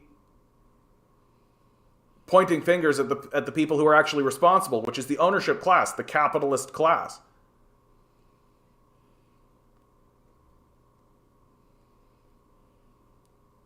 Yeah, Americans aren't going to produce commodities for cheap. They aren't going to make Nikes for the love of the game. An assembly line worker will expect to own a home. Well, it used to be that way. I don't know why they shouldn't expect that. I don't know when did that become a far left position? When did it become a far left position that a person who works full time should have a home and a comfortable life? When did that become like a far lefty position? That you got to be a communist to believe that somebody should work full time making commodities and actually have a good life as well. When did that become a far left idea? I think that's the strangest thing that's ever happened. That within my lifetime, the idea that a person should have a home for a good day's work was a far right position. That you couldn't get elected thinking anything else. And now apparently if you stand up and say, hey, I work a good day's work, I should make a paycheck that gets me a home, you're some far left kooky nut. When the hell did that happen? Yeah, to bring back factory jobs necessarily means lowering the price of homes so that homes and commodities could be affordable. Like, yeah, which that offends the landlord class, right? That offends the people like BlackRock and Vanguard. So that'll never happen. Yeah, my grandfather fought for a union and owned his own home. Yeah, exactly. And we've just done away with all that shit. It's crazy. Like, we're just nuts. All right, guys, we've come to the end of it. I'm over time. Always remember, for you too, TikTok, each and every one of you is a quantum being walking around in quantum energy. These billionaires are spending hundreds of billions of dollars in the hopes you'll never realize it. You'll just stay the good little commodity they need you to be. Rebel. Revolt. Repent. Good luck. We're going to need it.